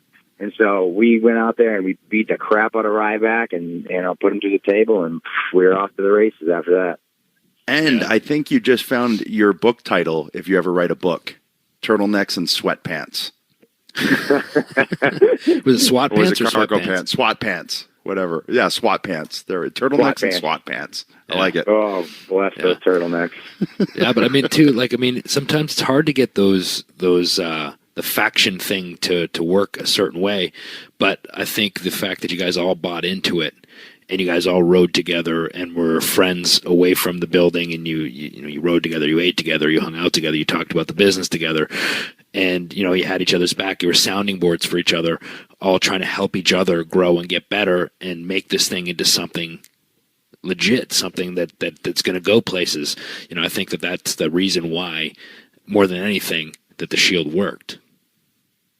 Yeah, 100%. I mean, no doubt. I mean, Ambrose and I had a ton of experience. Roman had only done developmental, but he grew up in the business. Like, he had such a passion and a love for like the learning side of it that it worked out perfectly. Like you said, we were from day one. Like, I mean, in the beginning, we weren't before we were making any money, we were staying in the same hotel room. Like, we would just all get one room together. We'd get a minivan, and then we would just get one room a night, and we'd get double beds, and one of us would rotate sleeping on the floor. We probably did that for maybe the first year almost. Yeah. Because we just were like, we don't know, we're going to save all our money, and like we just traveled together, ate together, trained together, worked together, protected each other when the time was right, like when we needed to, backstage, in the ring, whatever. And like you said, we were all on the same page. Like, all of our goals was to be the best.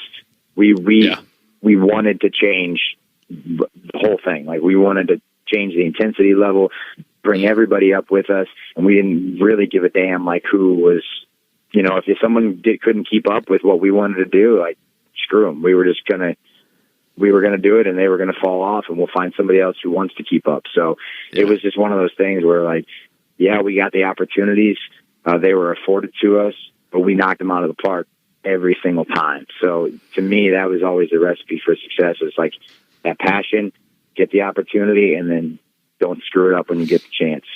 Yeah, I mean, I can vouch for that too. I can vouch for that too, because I remember, we worked a few loops, I think, on live events, 6-man tags, and I just remember like being in there with you guys, and like I said, sometimes you get in there and you like you had talked about earlier, sometimes it feels a little bit like pulling teeth, and sometimes it's like, oh, this is easy. And I remember being in there with all you guys and thinking, this is easy. These guys are good. They can go. And I remember, we always seem to have good matches in that. And I remember thinking that you guys were really going to, you were all individually, when that time came, you were all going to go places as well. That's crazy to think about too, because that, in group situations, once they split, like, doesn't always work out that way. So right. No. I was very, very fortunate that we all, we had all brought something different to the table, and we were all very passionate. And so we were able to find our spots and stuff like that. But yeah, I mean, it doesn't always happen that way. Well, and you do all bring something different to the table. But at what point do you go, oh, in order for us to reach all of the goals that we each separately want to, we're going to have to split this up and kind of start to try and make our way on our own? Oh man, that was not our idea, and we were not ready for that. We hadn't had a run as baby faces at the time. We were like, we had just done the heel stuff, and we came off this program with Punk where it was like Punk against the Shield, and like, remember we did like this 3-on-1 handicap match at TLC in December, and they like we lost to them, I think, in a 3-on-1 match, and like, they were ready to split us up then, like within the next month. I remember like that was the plan, is, we were going to break up and Ambrose was going to turn, and it was just going to be like almost thrown away. And like, we were like, I remember we went to, I don't know, it was Hunter or Vince or, somebody, we talked to somebody that, makes decisions, and we were like, we can't do this. We're not ready for this right now. It's not the right time. Like, we've got so much more to offer. Like, this is not the right time. We need to pull back on this a little bit. And so we ended up doing like this weird not weird. It was a good promo on SmackDown. It was like a Shield summit because we were kind of like bickering, and we ended up like kind of duking it out a little bit amongst each other. But that's like what brought us together. And then from there, we moved into a bit of a babyface run. We worked with the Wyatt family in February. So we did the Rumble and whatever, but then we worked with the Wyatt family in February, which they squeezed in because they thought they were going to break us up. So there was never a plan to work with the Wyatts. It was never going to happen. And they were like, well, I don't know if we're going to break them up. We should get this match in. And it was the electricity of the two factions that had been so beautifully built over the last couple of years coming together to like go to war was, the electricity for that was insane. So we had a hell of a 6-man tag team match with them. We had a few of them after that, but the first one at Elimination Chamber was like off the charts. And so Vince must have seen that there was more mileage in us, kept us together. We did WrestleMania, which was like, it was just a 30-second thing with New Age Outlaws and Kane. That was the Mania in New Orleans where like Hogan and Austin and Brock did like the 40-minute opening promo or whatever. Yes. So we lost all of our time. So it ended up being a road warrioring of 3 Hall of Famers, which whatever. You know, you always want to have time and have a great match at Mania, but there's nothing bad about, you know, just going over too. So we did that, and then we worked with Evolution for the 2 pay-per-views after that, which was awesome. Getting to have matches with, you know, Randy and Dave and Hunter was, I mean, I never thought in a million years that I'd get to be in the ring with Evolution. You know what I mean? Like, okay, maybe you know, we worked with Randy a little bit, and you know, maybe Hunter someday, but like Dave was gone. Like it didn't even make any sense, you know. And so to be able to have those matches, we had a couple of them back to back, and then we did the turn right after. Like those matches were crazy. That like just being able to be in there and enjoy that process was a lot of fun. And then again, they didn't tell us about the turn literally until the day of Monday at Raw after the second Shield Evolution match. They brought us all into Vince's office and sat us down, you know, an hour before door time, and they're like, "All right, this is what we're gonna do," and we're like,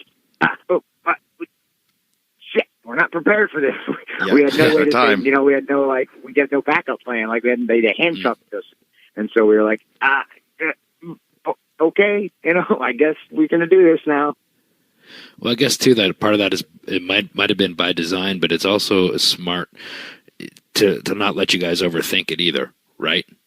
Yeah, just go out there and do it, and it worked because nobody saw it coming. And to me, like it was very much like I view the Shield kind of like the Brood in the sense that it feels like it was around longer than it was, just because people liked it so much and weren't really necessarily ready for it to go away, but it did, and that they'll always kind of clamor for that, you know what I mean? And people still talk to us about the Brood to this day, because also you didn't hang on to it too long till the act got a little stale, and people were like, "Okay, yeah, we've seen it." You know, you don't want to run that risk either of holding on to something too long. And I'd also like to point out that Jay somehow managed to put himself over within this conversation. I always do. I know. I was waiting for it, and you were able to do it. So kudos to you. And here's my golf clap. Good job. Yeah, thank you. So how's it feel? You split apart, and I know we're keeping you for a while here, but you got a hell of a story. So you split apart, you become the heel, you become the architect, and now you're off and running. Eventually, you're WWE champion. Like, explain that process. Yeah, well, I wasn't ready for it, you know, for sure. Obviously, nobody is the first time, man. Nobody that is. was not the role I expected. Coming out of it, you know, when they said it was going to be me that pulled the trigger, I was almost like, no, I've been a babyface in NXT. I was like, I'm the babyface. Ambrose is the heel. It's not the other way around. It doesn't even make any sense. I don't know how to do this. And so, honestly, it took some learning for me. I'd been a heel in Ring of Honor a little bit, but it's just a different world here. You know, it's a different animal, and you're working with different guys, and the style is different, and like, you know, it's a little more cutthroat, and people are looking out for themselves a little bit more. They're smarter. There's more. It's a whole different world. So when we did the turn, it was excellent. And then it took me a little while to get into my groove, trying to figure out, okay, who is Seth Rollins now? Like, what is this character when he's not in the Shield? And so it took me a little while to grow into who that person was, and figure him out and try on different skins. And, sometimes they didn't work, and, Vince would get mad, and like we would have to, and I'd have to go, I like one time on SmackDown, I had this match with Kofi. This is when they were still taping SmackDown. I had this match with Kofi, and like, it was meant to be a get-over match for me. And now Kofi's someone who I have a lot of respect for, and who's someone that, I would never, even in a match that is meant for me to look good in, I would not want to like just squash Kofi. Like, I just wouldn't want to do it. I'd want to give him something, and that's just my nature. So we went out and had this. It was literally 3 minutes long, probably start to finish, bell to bell. 3 minutes long, and like I gave Kofi, a little bit, and made him look good, and then beat him. And like I remember coming to the back, thinking, "Oh, okay, that was all right." And like Vince was furious about it, like furious. He's like, "God, get over here!" And he's yelling at me, and he's like, "If you're gonna be my guy, you're gonna be my guy. That's not what I want." That, and he like shooed me out of the gorilla, and I was like, "What the?" I'm like, "What is?" What did I didn't understand. I didn't get it. Yeah. And then Michael was trying to explain to me what Vince wanted out of the situation, and they ended up making me and Kofi have to go out and redo the match. And I remember the feeling when they told me that. I was just like, I was so angry and embarrassed, and like, just I was like ready to just walk out and not do it, because I was like, never in my life, like never. I just should never happen to me. But it was such a learning experience in retrospect. Of like that it's okay to screw up sometimes, that it's okay to try things and fail and learn from your mistakes. And as long as you improve your second time around and don't make the same mistake twice, like, you're going to be all right. And so little things like that, for 6 to 8 months before I really started to like figure out, who I was. And so, I ended up winning the Money in the Bank in May or April or June or whenever that was after the turn. It had to have been maybe May or June or something.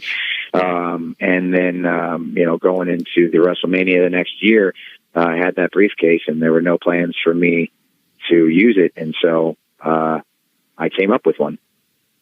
Nice. So you pitched that? Yep. That was my idea. I had the idea in my head, almost as why the hell not? It's never been done. And strangely, I had a little bit of foresight in the sense that I sort of saw how the momentum with Roman was shifting towards going into that WrestleMania. It's 4 years ago now, but I remember going into that Royal Rumble, the momentum was starting. The fans were starting to. This is like the beginning of the we hate Roman thing, and I felt the tide starting to turn. And I remember kind of not politicking, but working my way into this triple threat match with Lesnar and Cena at that Royal Rumble. This was in Philadelphia.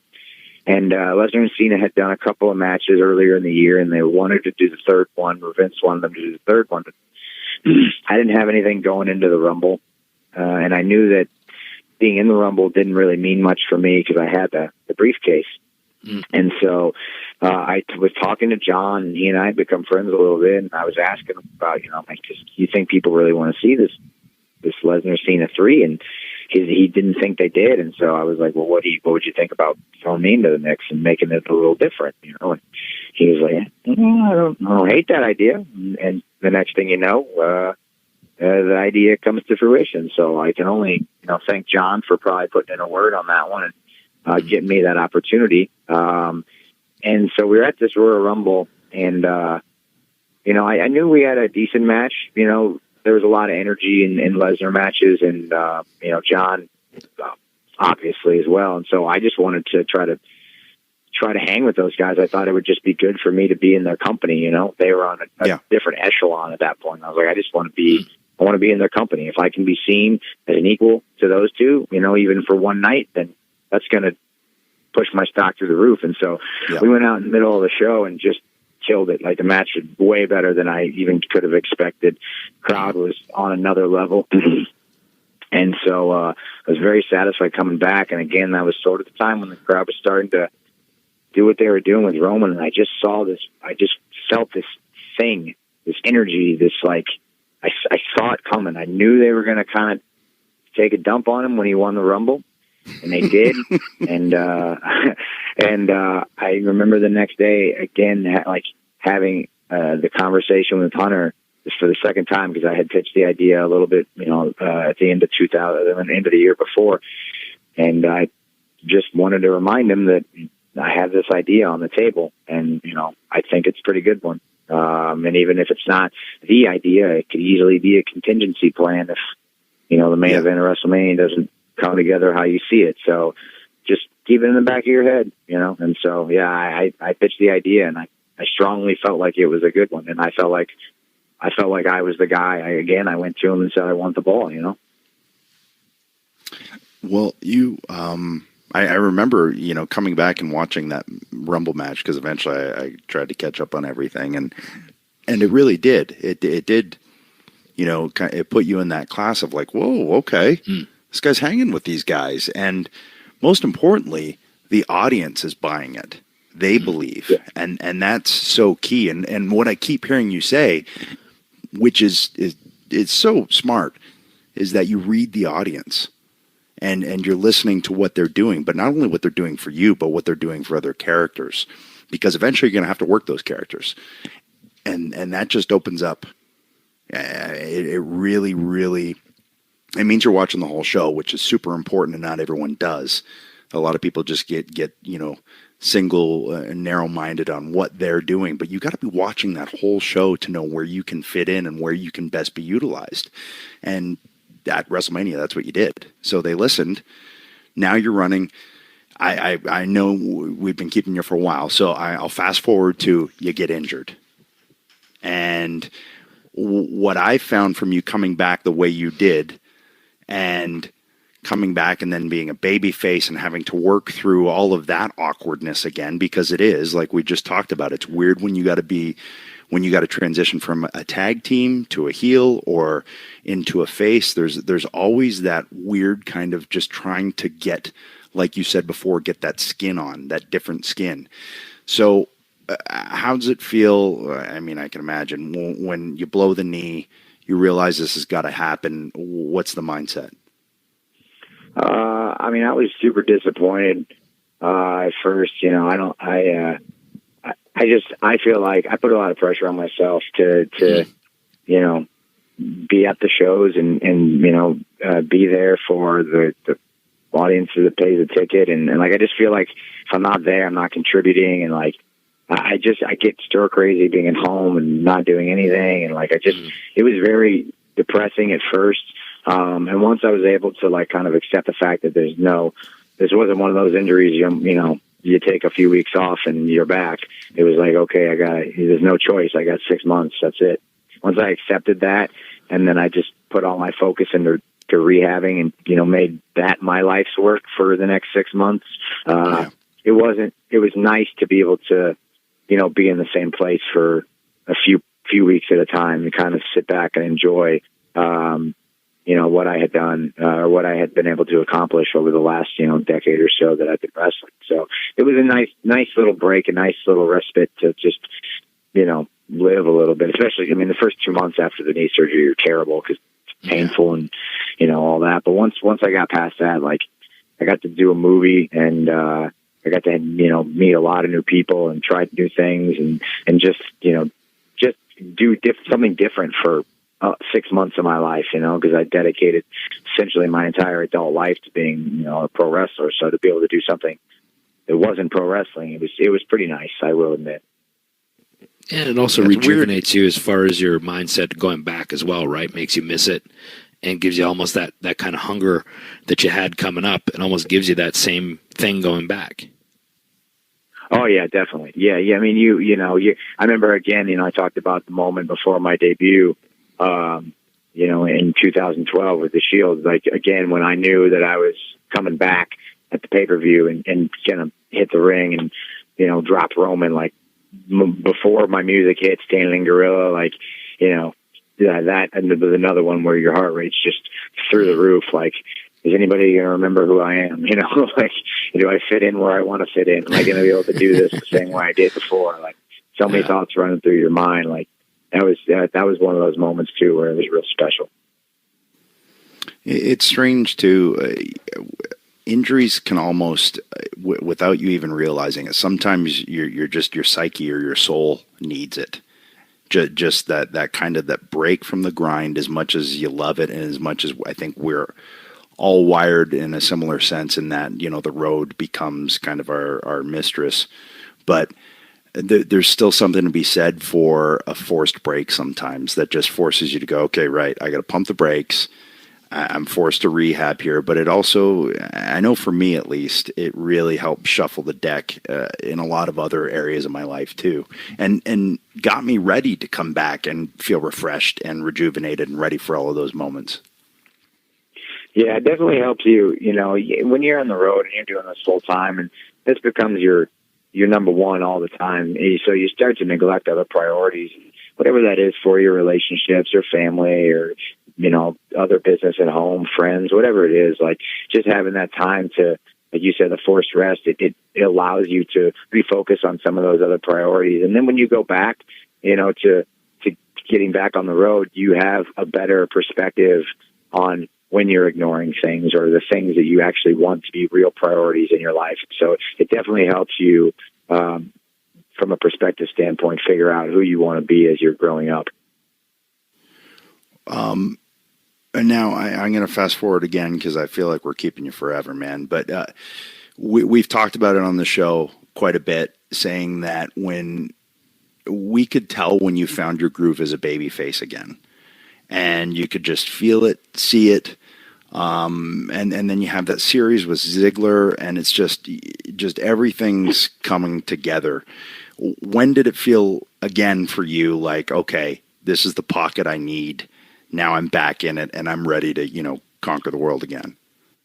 About a year ago is when it really kicked in for me. It really started to kick in for me. You know, Ambrose and I had a couple of really good tag team matches a couple of years back. When we started teaming back up and we started trying to do some of the stuff with the Shield before he went out with his elbow surgery, we were teaming back up and just having a really good time in some of these tag team matches. And I started to get my groove back and like things were feeling good and I was feeling more comfortable kind of playing off of him and stuff like that, just being myself. And then he got hurt and I had to, again, you know, okay, where do I fit in? Let's survey the landscape. What can I do? I knew where I was at. I wasn't ready to be the guy at WrestleMania, but I felt like with the Intercontinental Championship and some characters, particularly The Miz and Finn Balor, these were some guys that I could play off of. And so I pitched the idea to work with, you know, Miz at WrestleMania. And that worked out great. And we ended up getting Finn in there. And Finn and I had some excellent chemistry. Miz is fantastic, as always. And the three of us came together. You know, we had a really good WrestleMania match, won the Intercontinental title there. A couple months prior to that, I was able to, I got an opportunity to go over an hour on Raw in a gauntlet match where I wrestled Cena and Roman and eventually Elias. And that really reminded people that, oh, yeah, he can still wrestle really good. You know, like, not like, oh, he's part of the Shield or he's part of this tag team, but, oh, yeah, Seth Rollins, like, he's one of the best wrestlers in the world, you know, and so I had that, and then it also gives you that I didn't mean to cut you up, that workhorse that if they know they can count on you when they need something like that. Who can we count on in this situation? Well, Seth. You know, it's not a bad thing to be that guy either. No, not at all, and I take pride in it. Like I love it, you know. Yeah.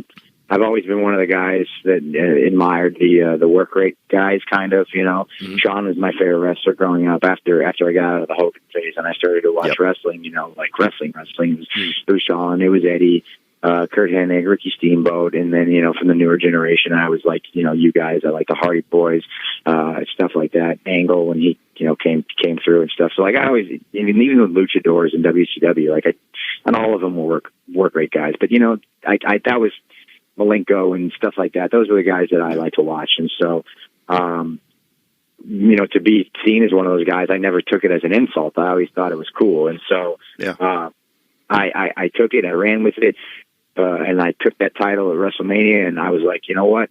Lesnar's not going to be on this show. We're not going to have a champion. Like, I want to make this title be, you know, what it has meant in the past. And like, let's do that with just letting me wrestle, just letting me do my thing. And that's really when I started to find my groove. Ziggler was an amazing foil for me. And I was able to have some really awesome matches. And I just found that like sweet spot where like, it was almost like nothing. I couldn't do anything wrong. Like the matches, I could see them a mile away, you know, like I remember working with Kevin Owens in Toronto. I think it was Toronto.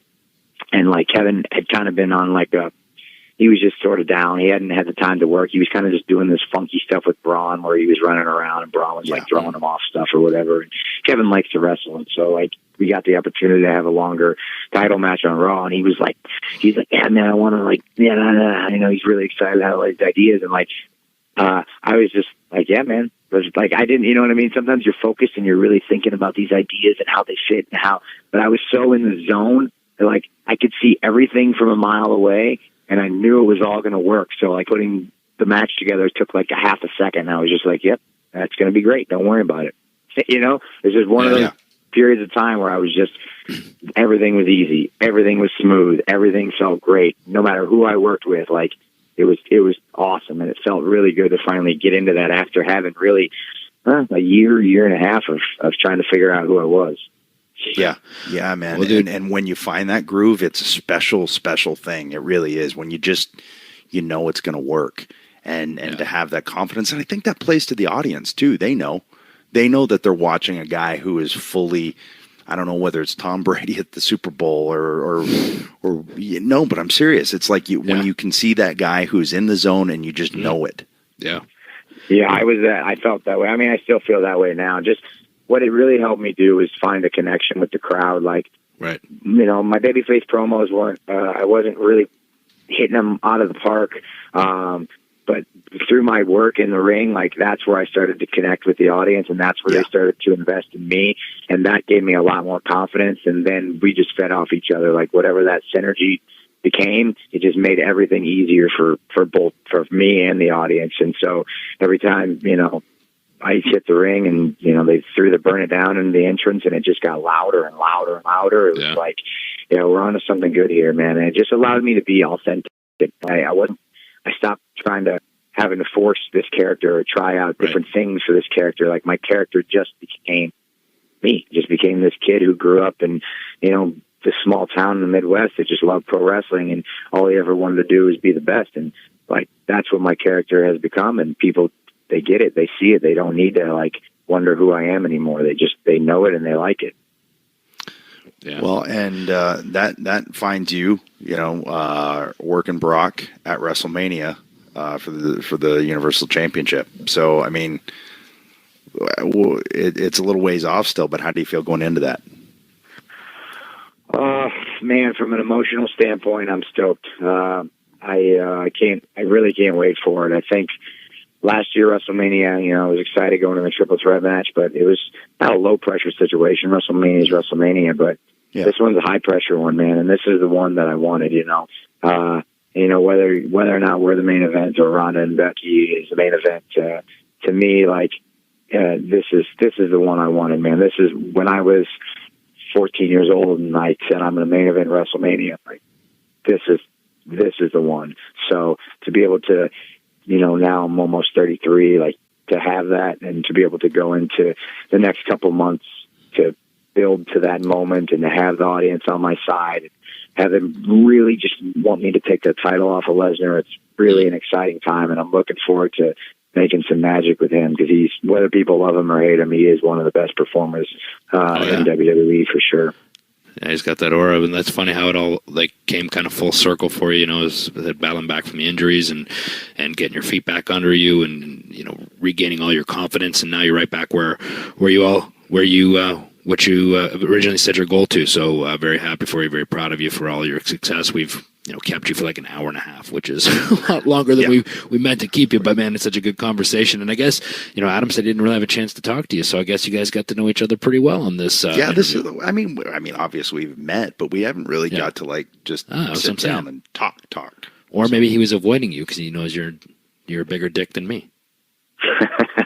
I'm glad. I don't mind chatting with you guys. It's a good time. We got to, Jay, we've talked a little bit here and there, but I never really sat down with you, Adam, and had a conversation. So it was nice to share stories a little bit. I appreciate you guys letting me tell mine. We'll make sure we catch up more because there's a lot of parallels, between our stories just from Money in the Bank and all of that. And also, I got sent this I guess the fans voted for matches that they wanted to see, and they made an action figure battle pack of it. Have you seen this? No. Are we in a battle pack together? Yeah, and it's a match that the people voted they want to see. Oh, well, that's pretty sick. It's a pretty cool concept. I was like, well, that's an odd pairing. Why am I in a battle pack with Seth? And then I read the back, and I was like, oh, that's actually fucking awesome. that is pretty cool, man. That they voted that's one of the I'll use the air quotes dream matches they want to see. So there you go, man. They want to see us work each other. It'll never happen, but they want to see it. Well, maybe they'll see you hanging out in Seth's coffee shop talking. Hey, there you go. Now that what could happen. Do. You guys come to Iowa, have a cup of coffee. It'll be a dream match, but just over espresso. I like that. Give me a flat white. Yeah. There you go. All right, buddy. Well, congratulations again on all your success. Thanks a lot for taking the time. I know your time's limited, but we really appreciate you setting some time aside for us. Thanks for having me, guys. I'm glad it finally worked out. That was a good chat. That was a really good chat. First real time, like I said, that I know for me, I've never really had the opportunity to talk too much to him, and very similar mindsets. He's got a good head for the business on his shoulders, man. Yeah, and you can't be afraid to take some chances either, like betting on yourself, or it's a recurring theme. speaking up in certain moments when you really feel something. The worst that's going to happen is the answer is going to be no. Answer is 100% no. If you don't ask, and it's a no. And then you got to go, okay, well, then what do I have to do to reshuffle the deck and repackage myself here to make this a yes next time? Right. And that's the thing. You just can't stop when you get a no. You have to keep plugging away and keep ramming your head into it until eventually you force it to be a yes. And not everyone has the patience for that. Not everyone has the gumption for that, and I just wanted to get gumption in, really. Yeah. But that was a good talk, man. It was a good talk. Hey, good talk. So he's got Brock, Royal Rumble. Really looking forward to it. It's going to be very interesting to see where those matches fall in terms of order on the card. You mean at WrestleMania? What'd I say? Royal Rumble. Yeah, I meant WrestleMania. It's getting late, and I'm past my bedtime. Yeah. But if Brock and Seth aren't on last this year, he's eventually going to be in the last match at WrestleMania. Oh yeah. And if he's not this year, if that match isn't, that is just going to drive him even further, until he makes that happen. So good chat, long chat. So we won't keep you hosers much longer. Just want to say hello to Salacious John Salas, our producer. Yeah. Oh yeah, our producer. Yeah. Hello, boys. There he is. What's up, John? Hey, that's a salacious hot. We're off and running, folks. Say hello to hosers to Salacious John Salas, and we'll be back with you next week. And this is a long one, so go back to work, go back to your annoying boss, or go back to that being stuck in traffic. These fucking marks that listen to this for talking for 5 hours. If we just talk for 5 hours. That could have been 2 shows, honestly. Whatever. All right, let's get out of here. All right. Later, Marks. Here we go.